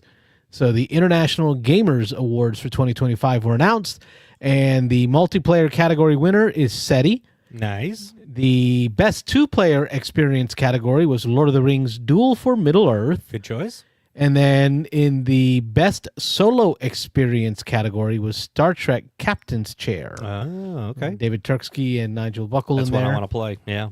Which is I really want to play a really good Star Trek game. Like I need to find and play a good Star Trek game. This one's complex from what I understand. There is even though it's just cards, it is a fairly high level of complexity. It's like almost a 4 on the BGG rating, I think. But supposedly if you take the time to learn it, it's really good. If it was anything like the Legends games that we played, and I'm trying to remember the Legends. Oh yeah, Jim actually just mentioned it the other night. What's the name? There's one up here somewhere. Yeah. But same designers. They had their original set. There's three in that set. That was probably the deepest deck building game I've ever played. Imperium, is that right? Yes, Imperium. Imperium Legends. Yep. Imperium Legends, Imperium Classics, and then the new one, which is the one that has Puerto Ricans, the Taino people in it. Yep. That is that same series, and it's that same supposedly level of complexity which you and I played. It was deep, which made me say, I don't think we're ever going to get that back to the table because it took so long to learn it, and it took so long to play through it that other games will just take its spot. Mm-hmm. In the news as well, Wayne, you had brought this one to our attention in the Discord. Aaron Clark wants to hear about it now, so we're going to usurp the games that I was going to talk, or the articles I was going to talk about. And Aaron Clark says, "Origin story!"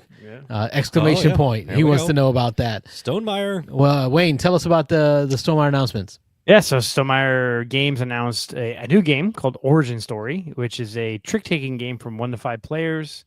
And you're basically playing a superhero, and you're basically playing through the origin story of a superhero, but it's a trick-taking game. It's kind of interesting that you bid on tricks, and at the beginning of the game, at the beginning of the round, you bid as either you're going to be a good guy, which is one side of like your score token, or bad guy, which is the opposite side. So if you're not going to win any tricks, you want to be the bad guy, you score 4 points.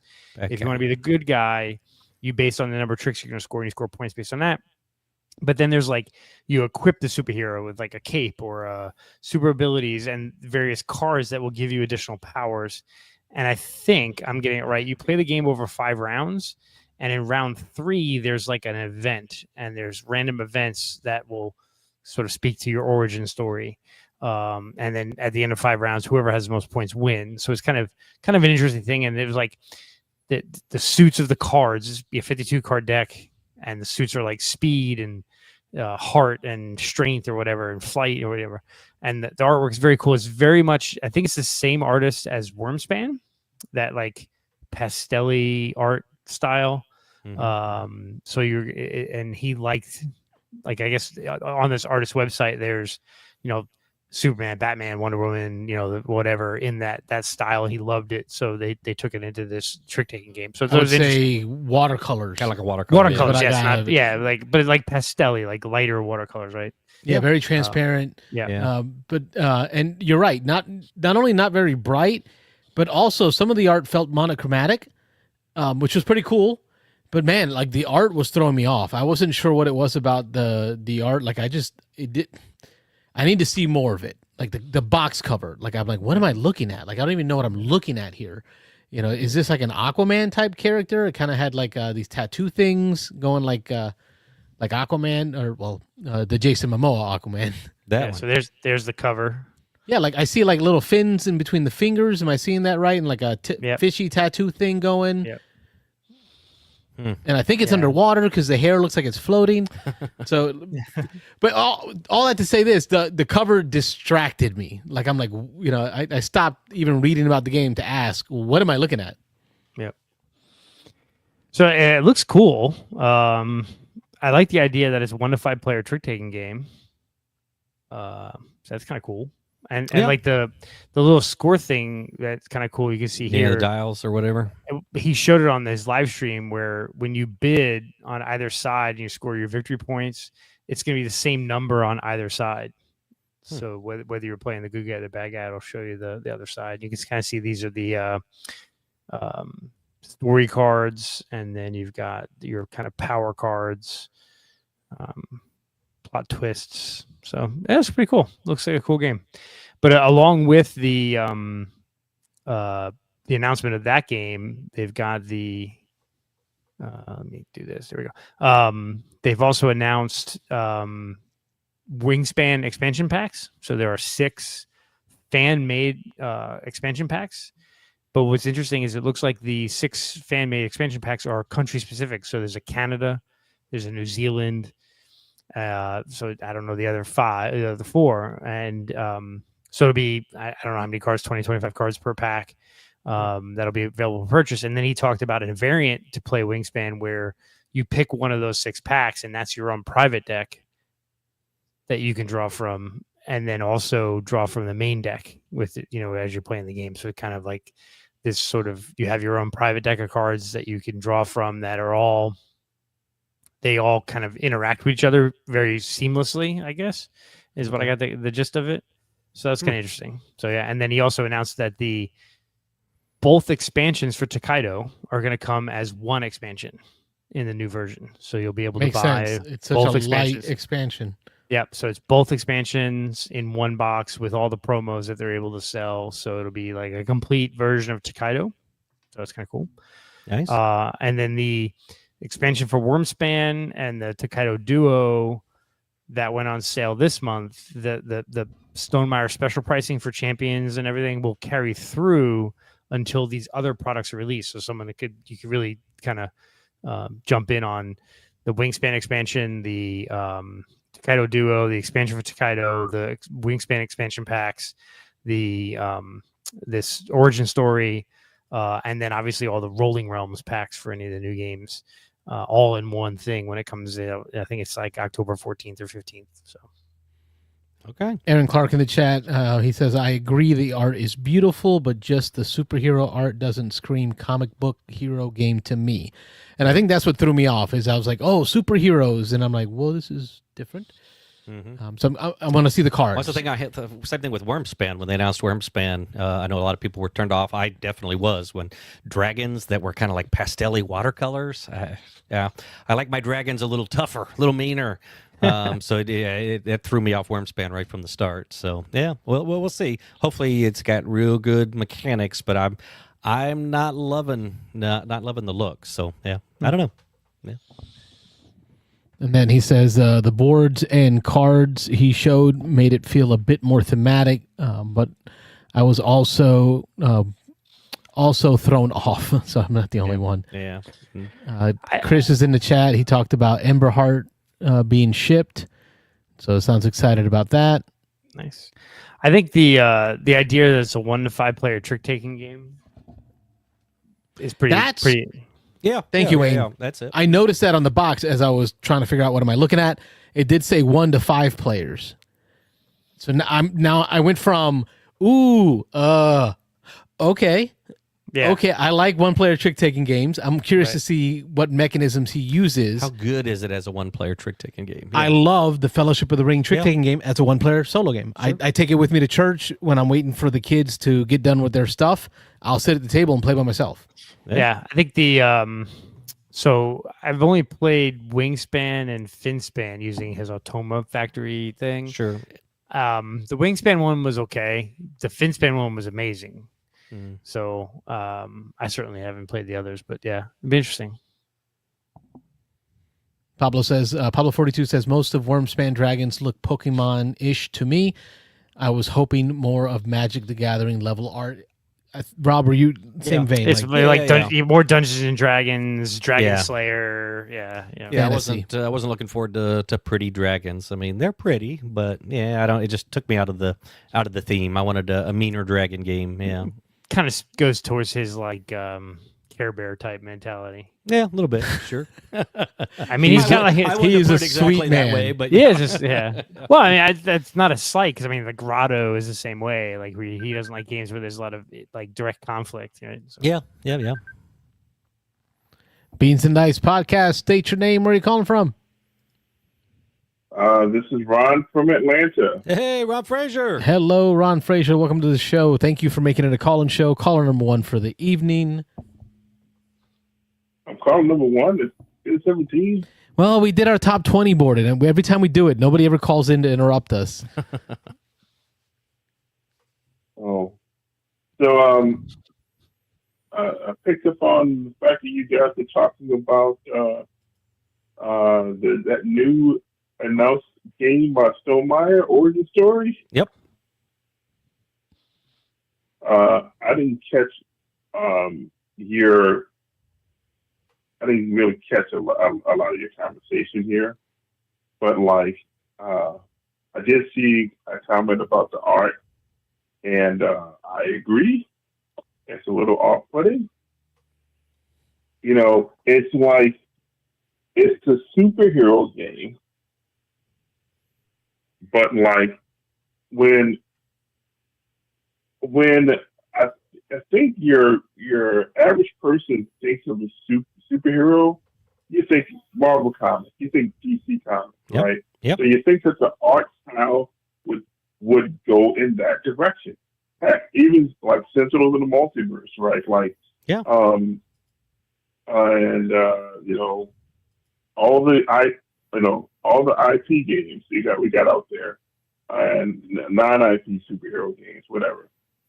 And this art is like, I don't know, Sandman.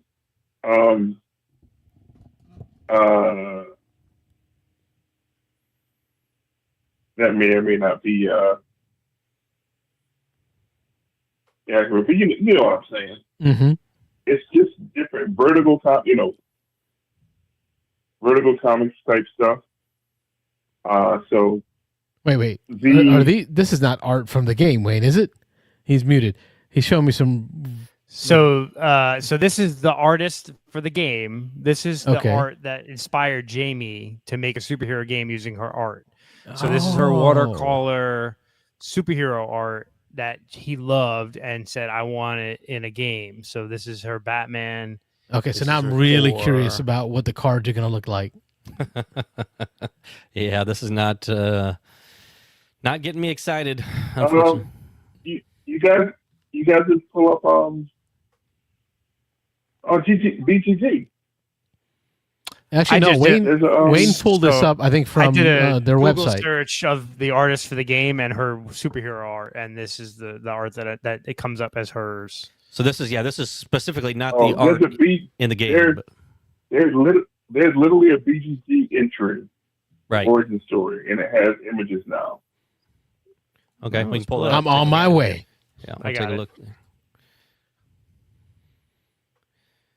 But yeah, so that's also so we can see there where the idea came from, and then obviously once it got into the game, I'm sure there was some input. So I'm sure it changed a little bit from what we just saw there on the website. But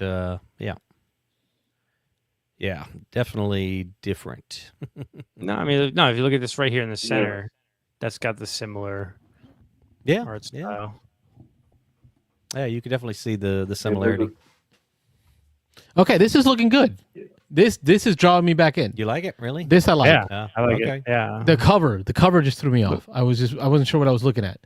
yeah. Mm. Look at, Yeah, look that's at pretty that good. bottom right, the interstellar galactic Whatever it is. superhero flying, And then you got Splash your this, paint like, on a Mrs. card. Marvel-esque, Angel-esque. Oof, yeah, I This don't know. doesn't, And this is the you know, example of the artist cards. subjective, right? Go ahead, Rod. Yeah, an artist subjective, right? But like, this ain't doing it for me. No, me either. I agree. But look at the power ranking. Look at these cards and how Yeah. they power up.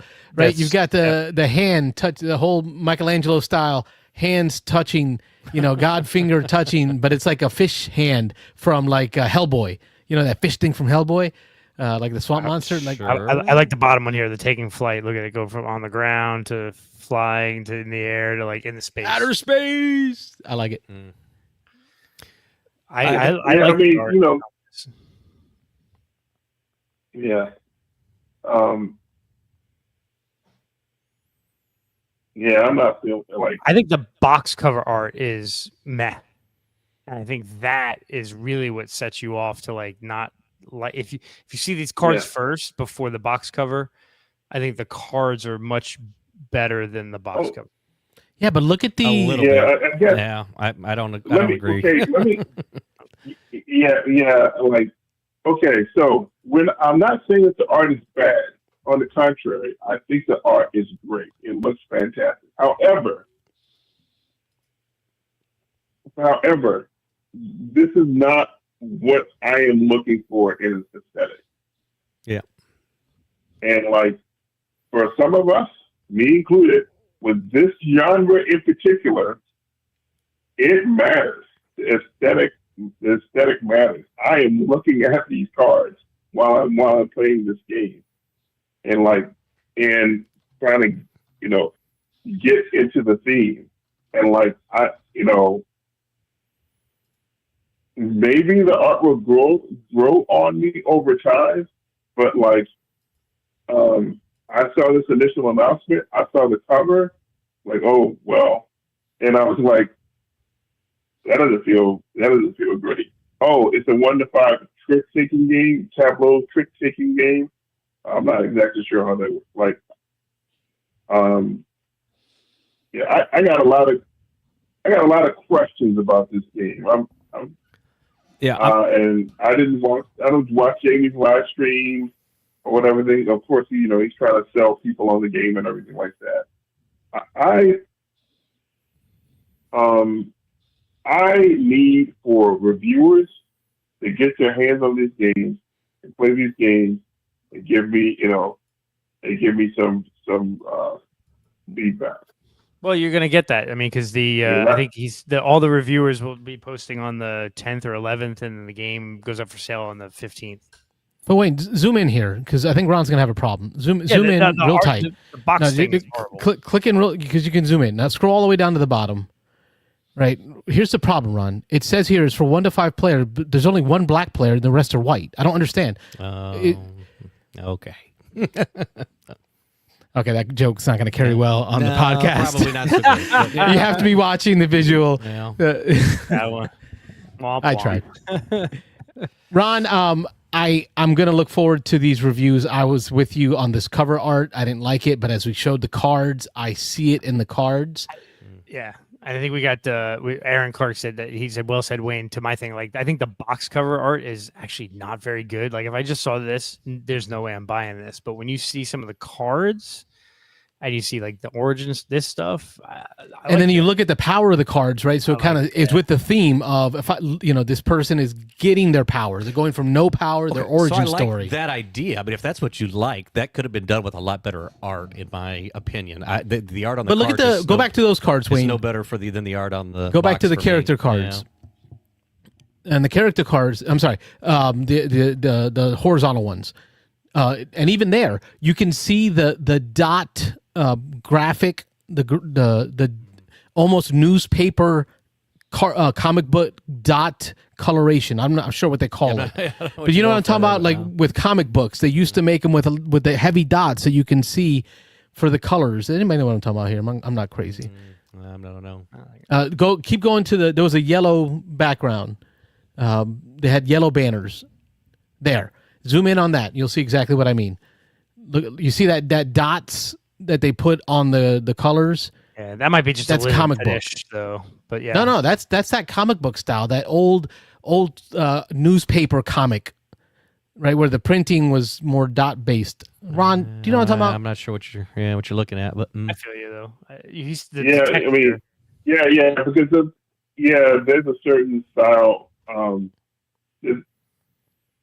There's certain I don't know.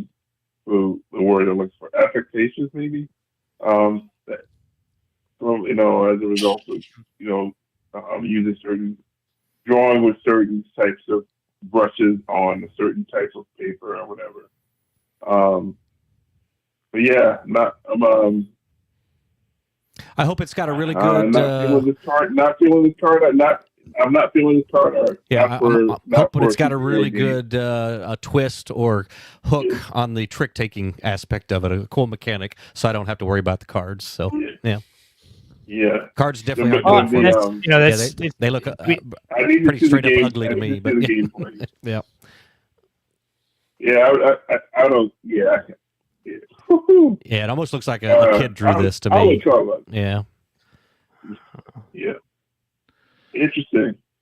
Yeah, so like, it's funny how like we can look at the same game, look at the same art, and have these different opinions. Subjective, and like how they affect us in different ways as far as the potential enjoyability of the game. I think we could all universally agree that the box cover sucks. Yeah, it's definitely not good. Right. I definitely don't like the box cover, but I think the artwork on the cards is really good. But I can see why. Hey, to each his own, You guys talk to Jamie, get yourself a copy of this game and play it. Yeah, well, we can try to get one. Got an in. From your lips to his ears. Yeah. I think I might buy this one. We'll see. I think so too. I wasn't with the box cover, but Wayne, thanks to Ron showing us the BGG, I think I'm in. All right. Yeah, I'm not even sure if this type of mech. I really just use how this game plays.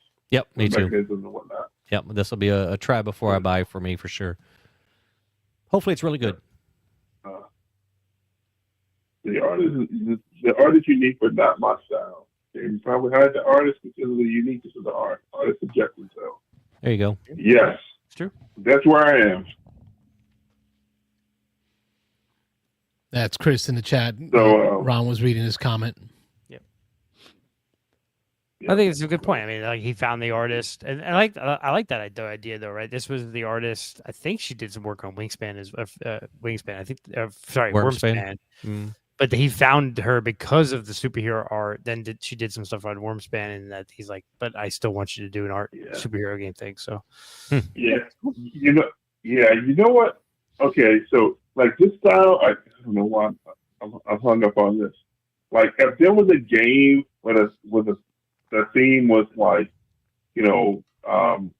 adventure or combat or warfare in a dreamscape or something like that. Yeah. I would totally be behind this heart 100%. Yes, I know what you mean. With the watercolor, kind of that faint. It's faint. Yeah. It's phasmatic. I don't know how to say it. Like a phasma, phantasma. I don't know how to say it in English. Like ghostish, phantoms. That's the word. English is not my first language. Yeah. What do you like? So you called in and told us what you don't like. What do you like about this last week of gaming? I mean, I haven't gotten into gaming much. I mean, aside from what I've been obsessed with for the past couple of years. But I mainly called in. This is the call-in show, and there was a board game that I saw that I had an opinion about, and so I felt the need to call in and talk about it. That's how you do that. That's how it's supposed to work. Yeah. For all you folks at home, like listen to Ron. You got it. Mm-hmm. That's the right answer. Nailed it. Yeah. Yeah. So. But looking forward to LugCon coming up here in a couple of weeks. And I think I mentioned this to you guys before. But in case you didn't know, Level Up Games in Duluth, Georgia, the largest game store in the state by square footage, is hosting their own convention the last weekend in October at Gas South Arena up here in the county where I live. It is going to be like a Gen Con or an Origins, for the Southeast. That is their goal. This year, I'm guessing it's going to probably have a couple of thousand people. Wow. I'm guessing it's going to be somewhere around the size of Dice Tower East. Yeah.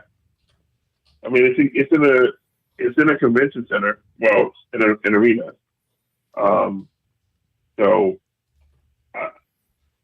But like they want this thing, probably want it to be 10 times as large. That's my birthday weekend.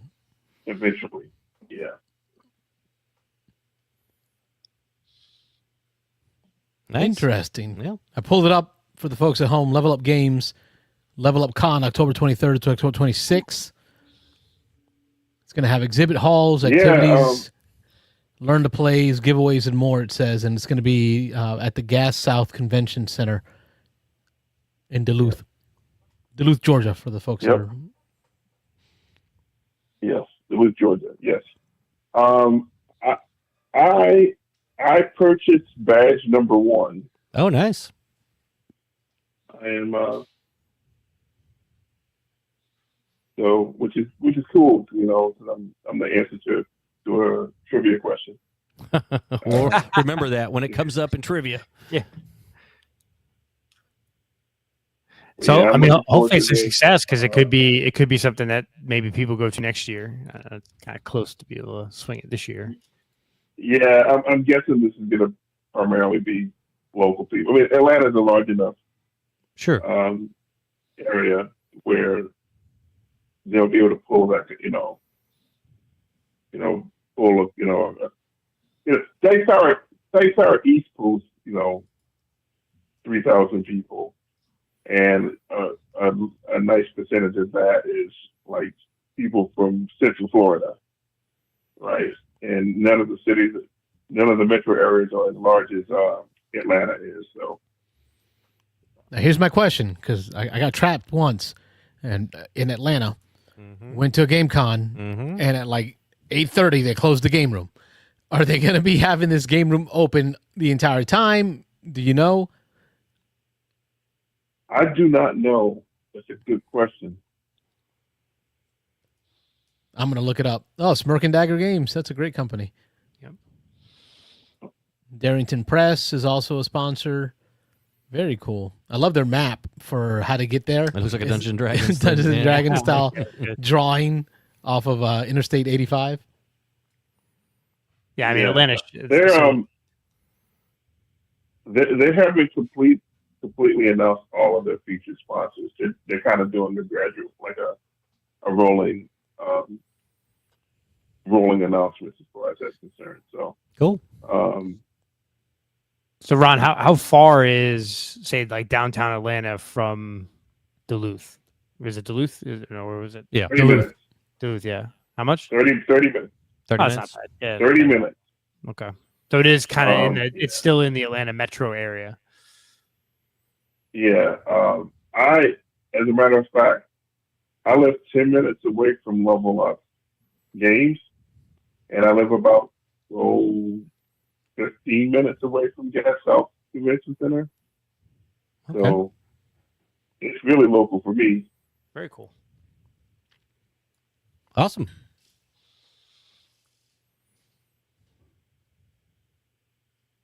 Yeah, folks.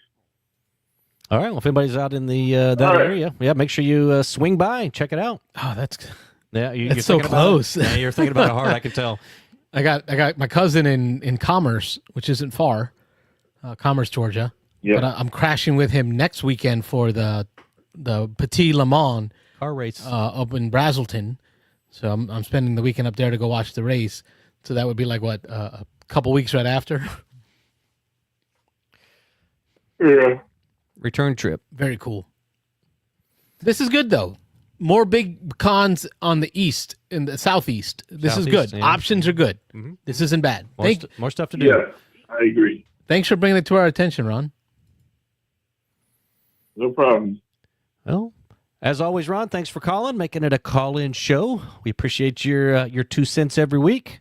And well, you don't ever have to be told not to be a stranger. I'm sure we'll hear from you again in the next week or two. Oh, I'm sure. Yeah. Well, I'm sure. The one surefire way to get me to call in about on the show. Talk about talk of a superhero themed game. Either talk about like superheroes, So comic books, Dungeons and Dragons, or Right. Lord of the Rings. Those are the four. Yeah. Yes. Oh, Star Wars. Oh, it's Star Wars. We throw that in there. Don't forget Star Wars. Thank you, sir, for making it a call-in show. Have a good night, Ryan. You're welcome, folks. See ya. Our man, Ron Frazier, in the house.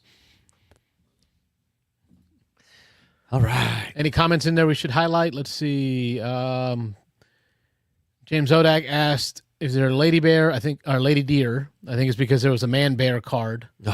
In the origin story. Is there a lady death game is what I meant. Yeah. Oh.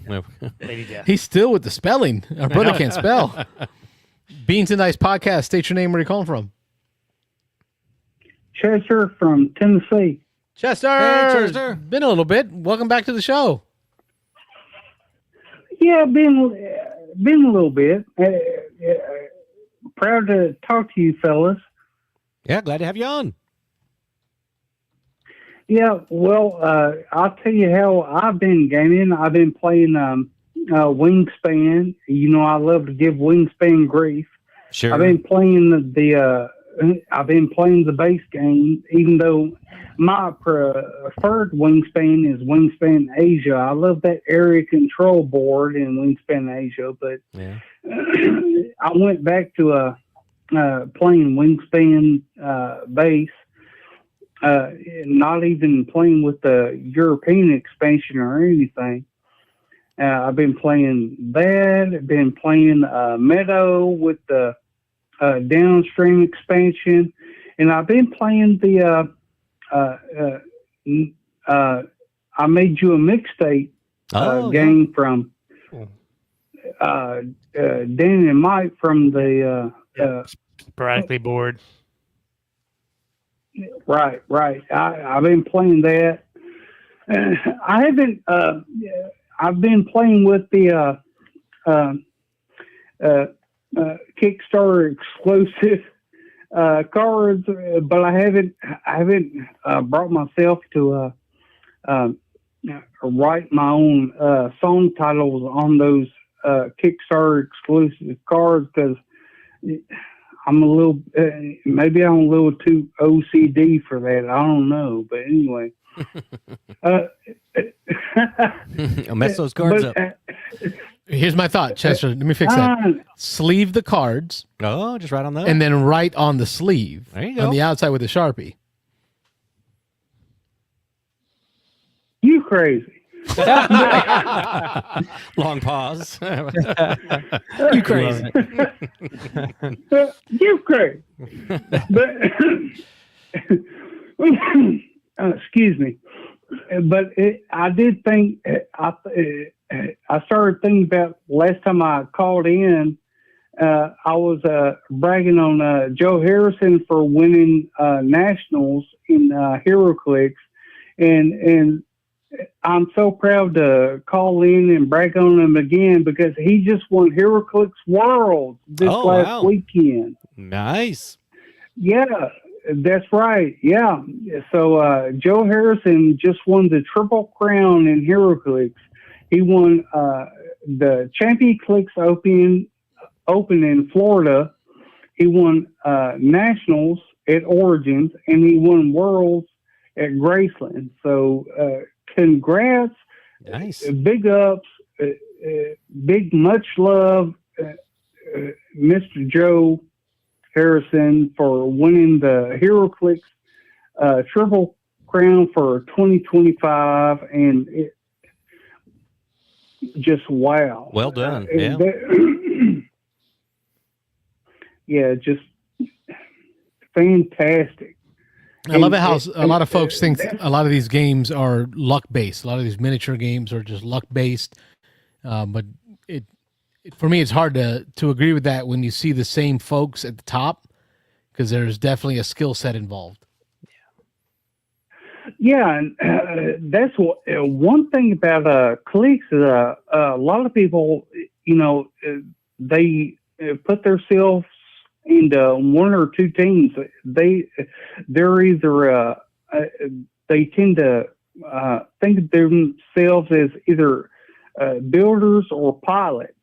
and the builders, they think of themselves as, like,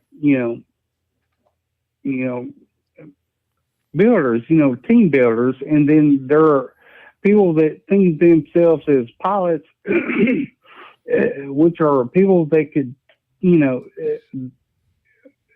they look at themselves as, they can min-max whatever they're given and, make the best of the situation. So it's, the age-old question of strategy,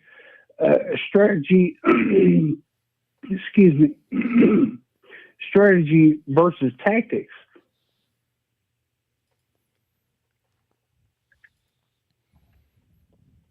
Yeah. Very cool. Yeah, that's really all I wanted to call in and talk to you guys about. I see that they have the match posted up. Joseph Harrison versus Daniel Herrera already on YouTube for the folks that enjoy the game and want to watch the actual play and see how Joe Harrison did it. Oh, yeah. Dial H for HeroClix does a fantastic job. They live stream it all, and you could watch if you're crazy like me, you could watch a 10-hour live stream, of people playing HeroClix, or you could go back, like a normal person and pick out a very selective, individual match. Yeah. Yeah, I love doing this for Blood Bowl. I do a lot of this and I have before I had the most recent set of kids, and I was doing all the circuit tournaments. I would set up this equipment that's here in the studio, take it with me to a tournament and set up and let the game stream. All the games just at the top table just stream. People love it. That's crazy. I haven't played HeroClix in probably 10, 12 years now. Probably 10 years. 2015. No, probably more than that. Damn. Because HeroClix is coming up on probably 25 years because it came out in 2000, 2001, 2 in that range. So it's crazy that the game still has such following. Yeah, 2002. Yep. 23 years. That's crazy. Yeah. I got a whole closet full of HeroClix. Yeah. Yeah. Never played.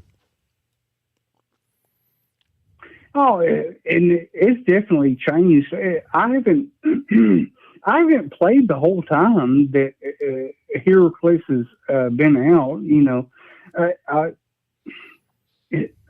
I like to think that I was I was the first person that brought HeroClix to my county, and this and that. But I'm sure that there are a lot of people out there that would feel the same way about Blood Bowl or Bliss Bowl for their counties too. So, yeah, spent a couple of years as a I'll tell you this. I'll tell you this. I never had to paint any of my minis. It's true. WizKids, they do a great job. Okay, I'm not going to say a great paint job, but they do a great job of giving you painted minis. Sometimes the eyeballs are all out of whack. Like my mini comes in cross-eyed. I know. Yeah, sometimes you look at them like they're candle spend a little bit too much time under a heat lamp. Yeah. Yep. Droopy swords, but hey, listen, if you don't have to paint them, it's still good. worth it. Yeah, it's all good. Great to see you sharing the love of HeroClix out there. Oh yeah, that's it, guys. I just want to share some love.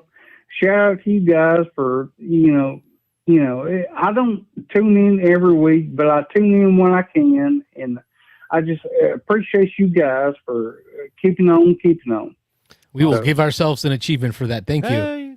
Yes, thank you, Chester. We appreciate you calling us. As always, Chester. Achievement unlocked. Okay. There you go. Over and over. Yeah. Oh, my goodness. Yeah, you're appreciated, brother. Thanks for calling in. All right. Appreciate it, guys. Bye-bye. Night, Chester. That brings back memories, man. I remember when HeroClix came out in 2002, we were all in like Tampa. We would go to like a couple of the game stores here. We'd buy it by the case, and we'd buy like 3, 4, 5 cases of it, and then just crack it all. And everyone would get a whole set of whatever the set that came out. We'd mix and match. All 2002, 2003. I was the manager of the Kinkos at USF on campus. Oh, I definitely brought maps in there to get laminated. I was gonna say you have no idea how many WizKids maps I've laminated. I'd have to take to the shop over there and laminate them. You may well have laminated mine and my buddy Tim's maps and Steve's. There were a lot of maps. We had the giant laminator in there, like the size of this table, and you were able to laminate those big maps. I still have them rolled up in my closet. Laminated? Yeah, laminated, protected. Yep. Wow. And for a while, I was a judge actually for for WizKids. That's awesome. Beansanddice podcast. State your name. Where are you calling from?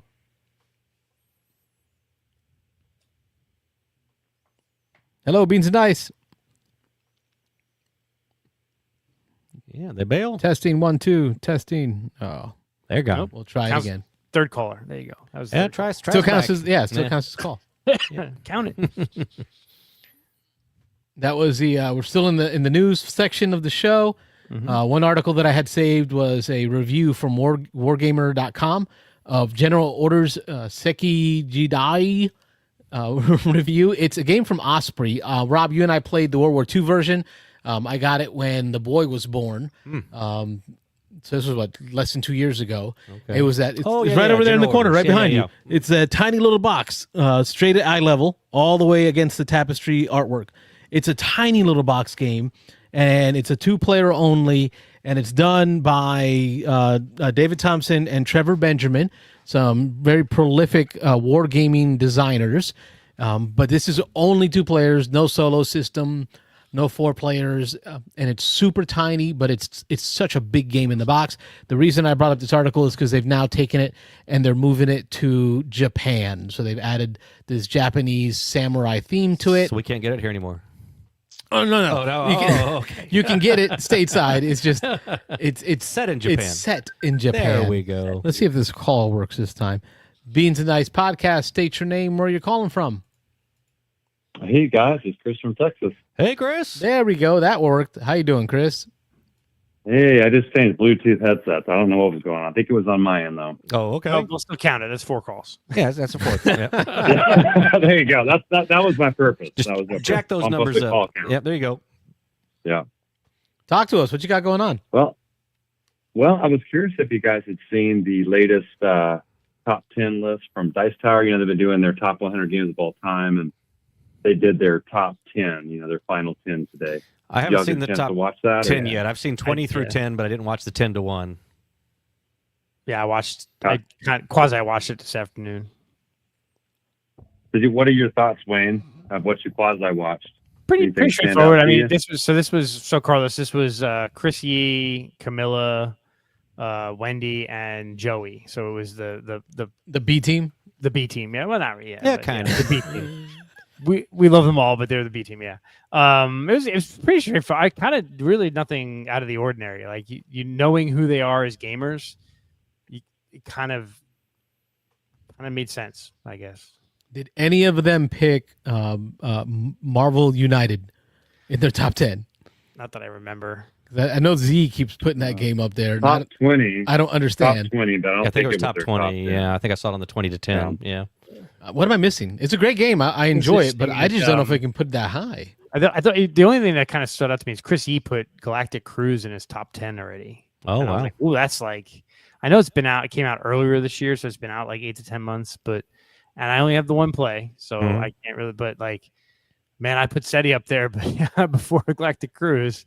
Yeah, but I don't know if SETI would make all time ever.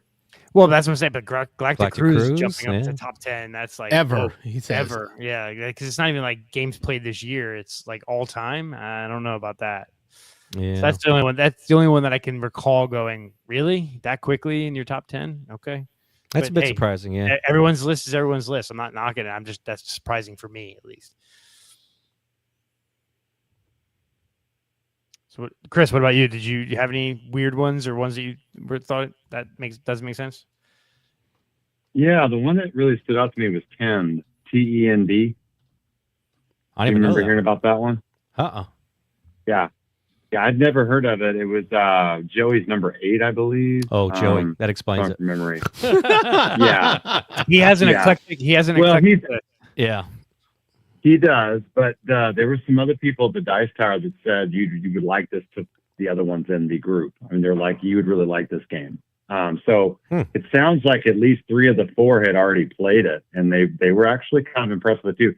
I think maybe they hadn't played it enough to put it on their list, and Joey's been playing it a lot, and I think he, I don't know, just is really excited about it. So he was hyping it up, and I looked at it, and it's, a roll and write type game, but it really looks different, more sandboxy, just a lot of options. He said it replaced Hadrian's Wall for him. Wow. Okay. I wonder if it's on that level of complexity. Yeah. Mm-hmm. But, I think so. I was actually going to go look it up on Board Game Geek right now.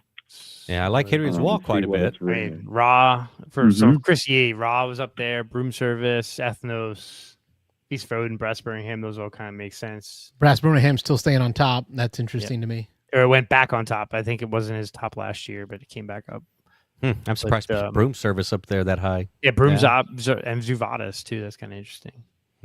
Let's see. Let's look. Take a peek at Wendy's. He has it at a 3.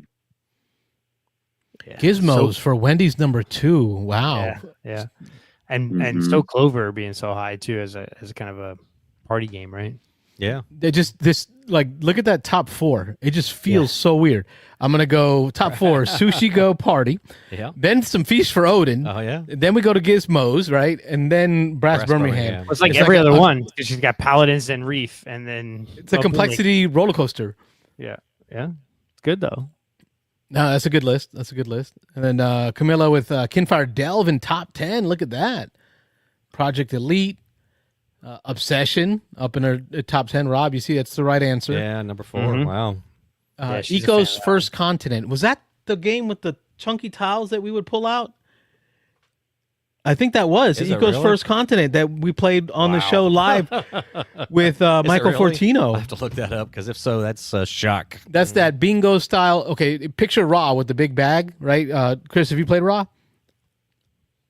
No, I still haven't played it. I mean, I've seen gameplay on it, but I haven't played it, so I know the mechanism. You're pulling the big tiles out of the bag, and that's what Eco's First Continent was. Oh, yes, I was thinking Planet when you were talking about that. Yeah, but Planet was that Ecos. little ball. Ecos was good. Okay, I liked Ecos. Yeah. Yeah, 3rd place, so Ecos that's pretty was good. high. Yeah, that's high. Spirit Island, and then Meadow. I guess that's a shocker for me. She likes her outdoor stuff, though. Yeah. We got Joey, Cthulhu Death May Die. Yes. Shadows of Brimstone, Andromeda's Edge, Thunder Road Vendetta. I love it. Some space base, some Western. This is very Mary Trashy. Woo. Yeah. And I feel unmatched. Western Legends. That's a shout out for Chris right there. He's a man after my own heart. Yeah. I think Joey likes the big themey games. He also likes the Ameritrashy or fun games because his whole top 100 list had a lot of definitely just more fun dice chucky type battling, Ameritrashy type games. That's what's good about seeing the 4 of them because they all Chris and Wendy definitely they're married, they play together. Yeah. But they have some diversity, right? Chris definitely likes more hardcore games. Wendy can play some, so it's good to see the diversity in their opinions. You would think the group think would hit harder, but it didn't. Doesn't. Yeah. Except for Brass Birmingham. Everybody loves But brass. we all believe it belongs brass. there. Yeah. It's all in all of our Hall of Fames already. So Well, there's our thoughts on the top 10 of the top 100 from Dice Tower, Chris. Yeah, and sometime check out on BGG the 10 game because the components and the art are very good. I heard it is a pricey game, but it's beautiful. I was like, man, this is the best looking roll and write game I've ever seen. It's incredible. Yeah, Carl's pulling up here on the side. I got to take a look, see if this is something. Maybe I'll recognize it when I see it. I don't know.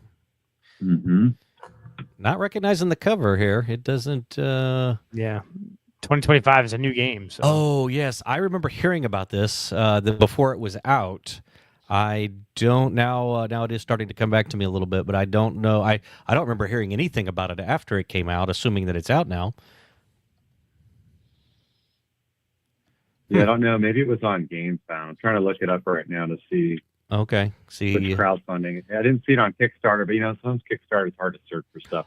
Oh, you can search by publisher, sometimes that's easier. There we go. I'm seeing here. This is the scratch off cards. I remember this. Yes, I remember hearing all about this before it came out. But yeah, they've got little scratch off cards that you take randomly, which randomizes your game. And are they providing you with scratchers? Is that just me, or are these coins specifically for scratching? That looks like that's what they're for. Yeah. Oh, that's gonna feed somebody's lotto addiction. There you go. So yeah, I do remember hearing about this one now. But no, whoa, are these stamps? I haven't seen this out in the wild. Robert, these are stamps. Yeah, they're stamps. Yeah, that's right. There's scratch cards. There's stamps. Stamps. Yep. Dice. Oh, Carlos is intrigued. Those are stamps, guys. Those are stamps. Now, I'm wondering if this is out yet. I'm wondering if this has hit the wide market. I thought they were colored pens, but then it showed it. So a picture like a tapestry grid, right? Like the city grid, but instead of like putting stuff in it, you're just using this little rubber stamp to stamp colored icons. Like a stamper pen almost. That's great because I think of cartographers, and I know the struggles of trying to draw the right icon in the right color. The fun of it. The stamps will make it so much easier. Yeah, yeah. Okay, Chris, great call out. Tend. There you go. Yeah, it's like I say, I'll be curious if you're still looking, but I'm wanting to say that this may not be out yet, or it may just be coming out. That may be why the Dice Tower folks really haven't even played it much, because this might be a late 2025 release. This may not be out in the wild yet. But I did hear. I did find it on Kickstarter. Okay. So it may be a Kickstarter only so far, and this may not be in retail or anything yet. Mm-hmm. Checking out their website to see if they have it for sale on their website or what the options are. But yeah, if you watch that video, I mean, he was really excited about it. I've seen him get excited. Don't get me wrong. He's animated. Yeah. But for a game that I had never heard of, he was super, super pumped about it. Well, so it's intriguing. I like the theme looks good. And it looks like there's a lot of cool strategic. It's got a 3.0 on BGG for the weight. It's got a lot of good decisions to make. It looks fun. He says that when other players are doing something that you're not doing, you want to do what they're doing. He said it's like everything is a good thing and a good choice, I guess, to do. There's lots of different paths to victory, obviously, but it's almost like you're envying what the other players are doing, but you're doing something that's really cool too. So it sounds like everything is an interesting choice and a decision you can make in the game. Interesting. It is pricey though. So the deluxe is $129. For a actually, no, $99 for the standard deluxe. They have a super deluxe for $129, and then the retail is $69, or the base pledge is what it says. Everything just keeps getting more expensive. Okay, I'll just do cartographers and draw my own symbols. Yeah, draw your own symbols. Yeah. You don't need that stamper pen. When it comes to money, we've got none. Yeah. All right, well, that's a good call. So in other news, well, thank you. Yeah, in other news, I had one other thing I want to talk about. I posted some photos of Silverfrost, Everdell. Silverfrost. I saw that. Yep. And I was going to give you guys my impressions on that. It's too early to give it the beans, but first impressions and all that. Go to it. So, yes, please. I definitely like it. I feel like they finally landed with a definitive edition of the Everdell system, where it just kind of combines all the good stuff from the variants and the expansions and puts it all into one game. So in this particular version, obviously Silverfrost, it's a winter part of Everdell. And you're dealing with snow, and snow can block off spots. But you have a ranger worker that you can, go anywhere, even with there's snow there. You can also use fire, which is another resource in the game that's unique to this game. And you can use fire to melt the snow. And then when you melt the snow, those will give you points at the end of the game. You get 1 point per snow melted. So it's not like just unblocking spots that are blocked. You're actually getting points for it as well. And so I like that. I think it makes it more strategic. It's tighter, and I know Rob, you like tighter games, tighter Euros. It's definitely tighter, and not that original Everdell wasn't tight, because someone can go right where you want to go and block you. Sure. But then now you have the snow to deal with, so you're dealing with the players and you're dealing with the snow, Now, the cool thing about the Ranger, obviously, there's only one of them, but you can go where another player is, which I like, because in Everdell, you couldn't do that. Mm-hmm. So there's always one get-out-of-jail-free kind of worker where you can go anywhere you want on the board. Then there's these really cool beacons that are on the board. And in a 2-player game, there's only 2, so it's basically 1 per player. And if you go to a beacon spot, you can choose from 1 of 4 of these big creatures. These big creatures, when you take it, you'll get either 1 victory point, 2 victory points, 3 victory points, or no victory points on the furthest left spot. So you're going to get points for taking them. And they're going to offer you unique abilities that, give you basically like super abilities that are a one-time, bonus for you. And so you'll get that one-time bonus. You also get points probably, because there's only one card that doesn't give you points. But the downside is you have to use fire to go there. But you're climbing up a mountain, so it's got this giant mountain that I got the 3D mountain component for. And so it's really cool. I don't know if you saw the picture, but oh yeah. So it's basically going up thematically this mountain. So of course you're going to need fire. It's cold up there, and you're lighting the beacon. So you're lighting the beacon, and then you get this cool bonus from one of these big creatures.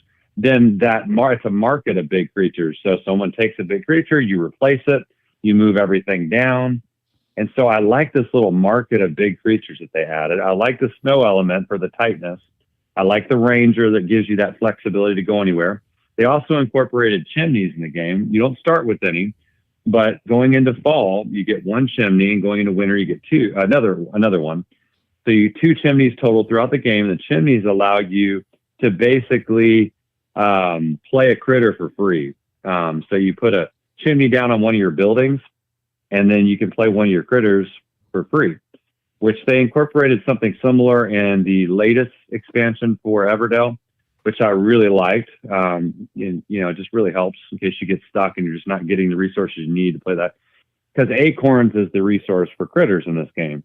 So if you don't have enough acorns, you can't play critters. But with the chimney, you have at least 2 critters you get to play for free at some point throughout the game. And that's kind of cool. Obviously, it's got the whole thing where your workers increase as the game goes on. You start with 2, 3 in fall, 4 in winter, and then 6 in spring. So it's got that whole thing where your workers increase over time.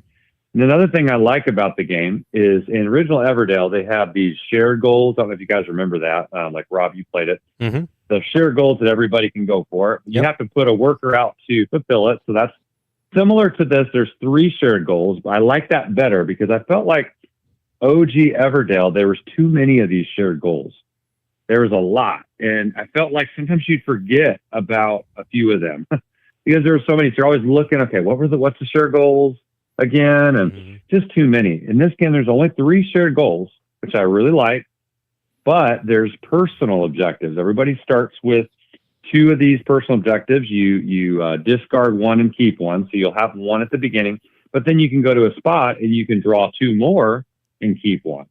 And so there's ways that you can score points. Nobody knows what you're going for. And I love secret objectives in games. That's one of my favorite kind of scoring mechanisms, just secret objectives. Nobody knows what you have, because then it's a mystery at the end who's going to win the game. You're not just counting all the cards and trying to figure out. It's like, oh, he's got like 3 of those cards in his hand. That in the range of points is very vast. Some of them are 12 points at the highest, and some of them are, say, like 6 or 5. So there's a range of points on them, and then obviously the ones that are more points are harder to complete. So I like that a lot. The artwork is gorgeous. It's not Andrew Bosley, but don't know. You guys might have to look it up, but I don't know the artist, but he did an amazing job. I actually like the art every bit as much as Andrew Bosley's art. It's gorgeous. And then the other thing that's cool, just from the layout of the board, everything is very clean. It's very easy to know what everything does. Everything is labeled. It's big. It's also the card art. The backs of the cards blend in with the board. So you have like these snow cards that block off, different spots throughout the game. And the actual backs of them fits in one spot where it perfectly blends in with the artwork on the board with the snow and the mountain. And then there's another one that's a flurries card that gives you, if you have the most snow, you get a 5-point bonus. And then it says, 1 point per snow as well. That tile blends in perfectly with the board as well. And so they've just done a lot of really good things with the graphic design. The iconography is just perfect. So it's very clean. The rule book was a breeze to go through, but it's a step up on the complexity, Rob. And so I think you would really like the crunchiness. Yeah. With the snow, a little more complicated. Yeah. And they just got rid of all the bad stuff in OG Everdell. So anyway, I don't mind. Yeah, I'm intrigued to go back and take a look at it. I know my impression of the original Everdell was, it was good, but a lot of times it seemed like the choices were a little obvious, and you could only do what you could do, and people could finish at different times, which I didn't love. And I'm going to throw this out there. I don't want to get into this topic deep tonight because we're a little after 7, or I'm sorry, a little after 11 already Eastern.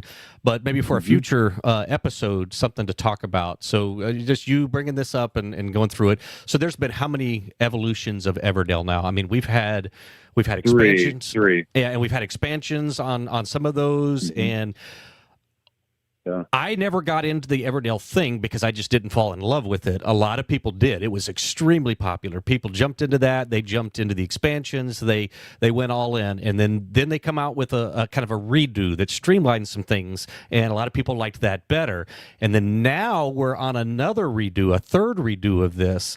How, as a consumer, how do you feel if you went in on the original Everdell? I mean, even if you loved it, even if you thought this was great, a year or two later, now they're kind of redoing it, and it's like, oh, well, this is a better version. Now, probably get rid of my old one, do this one, because even though I love Everdell, now this new version's better. And then now doing that again. I mean, how do you feel as a consumer when it's like every couple years now they're streamlining something, they're making something a little better? I mean, again, it's I think it's a hard question because the game is getting better, and it's a game that you love, and it's something you don't mind investing in, obviously. But do you feel like you're having to rebuy this game every couple of years because now they've got it right? Now this is the good version. This is going to be the last one, and then you do that, and then maybe in a couple of years, here it comes again. Oh, we put a new mechanic in. We've changed something. I don't know. Like I say, it's probably a bigger discussion but I'll do it quickly. But in a nutshell, I had not everything for base Everdell. I had 3 expansions for it. Yeah. I thought only 2 of the expansions were essential. And I played with those 2 expansions every game. I really enjoyed it. But then I saw this was coming along, and I actually liked, for one, I had the big box. So I wanted to get rid of that for space. So I sold my big box. I got like $150 for all my Everdell stuff. I sold it. So I was able to take that money and then buy this.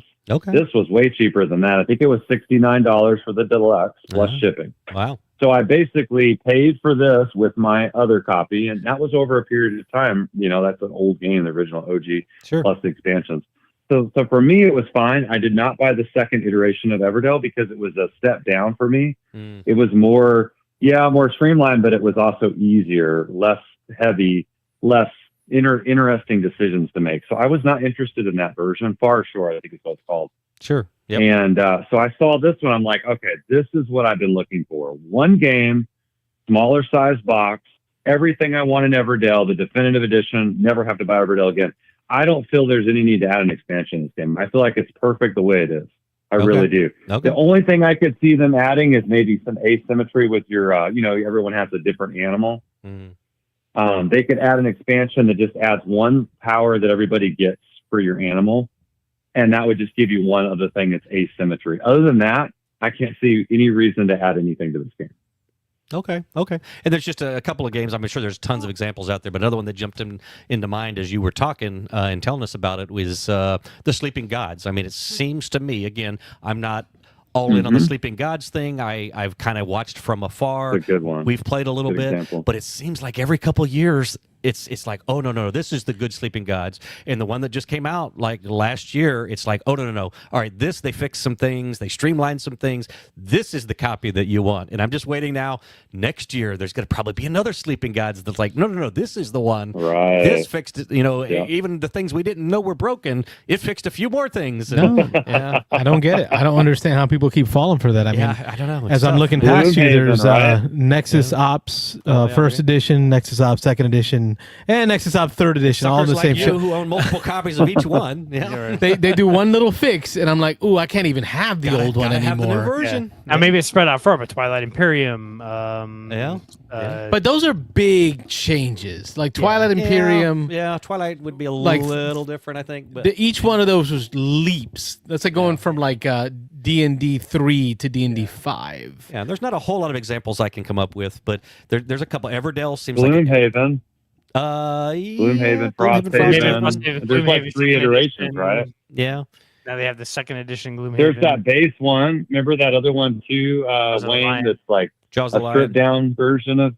Yeah, Yep, Jaws of the Lion. Mhm. There's at least 4 iterations of Gloomhaven. Yeah. How many versions of Descent? There's several versions of Descent, right? Yeah, I'm playing Descent now, so they're on 2nd edition, but 3rd edition. yeah, and then with Mansions of Madness. I mean, so that there's, I think Rob, your point though is how close they are. right. That's what I was getting ready to All say. the is other that- ones were 5, 6, 7, 8 years Right. apart, or Exactly. bigger And so time. you've had time where it went out of print for a while. It feels like, again, the Sleeping Gods, it seems like they're coming out one after another. The Everdell seems like, again, I'm not in the Everdell world, in the circle, so maybe I'm off base, but it feels like every other year, here's another Everdell. This one's a better version of what you had before. So, I mean, if you've got 4, 5, 6, 8 years in between, and it's gone out of print for a couple of years, it's hard to get. That's one thing. But it seems like a couple of these franchises recently are just hitting you up every year or two. It's like, here's a new version. So I don't know. It kind of jumped in my head, and we're going to talk a little bit about this.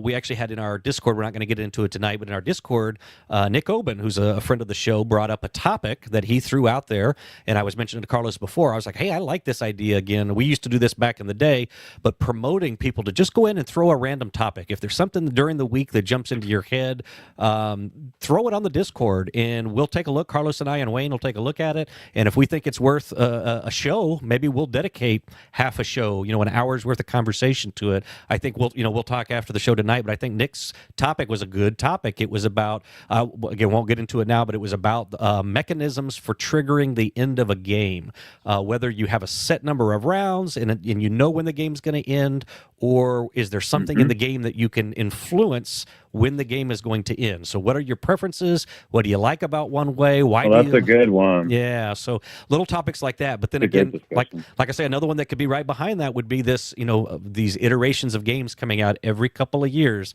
right behind each other. Again, I can see one side, if you love the game, if you love Everdell, I can't get enough of it. I can't wait till they come out with next year's version, because it's like the new the TV show I'm watching. Oh, next season here, there's something better is going to come.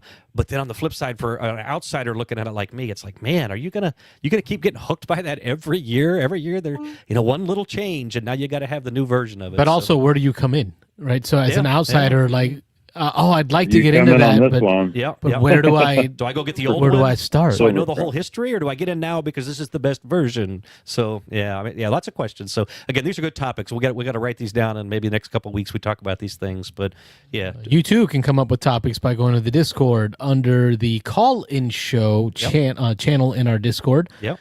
In that channel, you can post your thoughts on questions or comments that you'd like to see us tackle during the show. Well, awesome Yeah, as always. that's pretty much. Oh, yep. Go ahead. Yeah.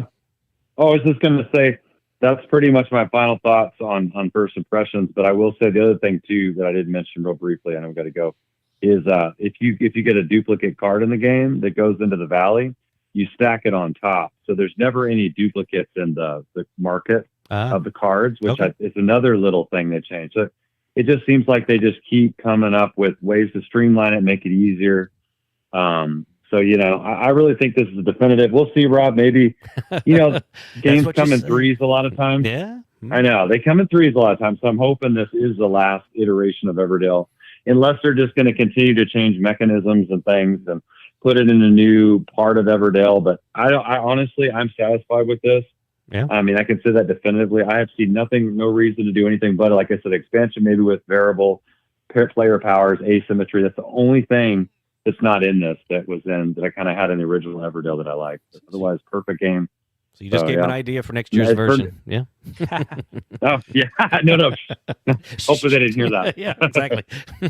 Yeah.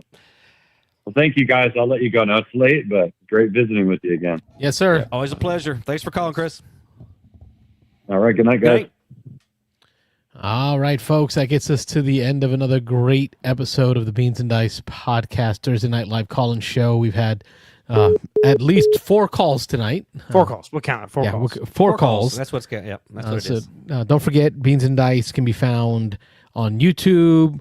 You can download podcast live or of the live show that we post after the show as a podcast. Make sure you're putting comments there. Help us out with some likes. Subscribe on whatever format you're watching this on.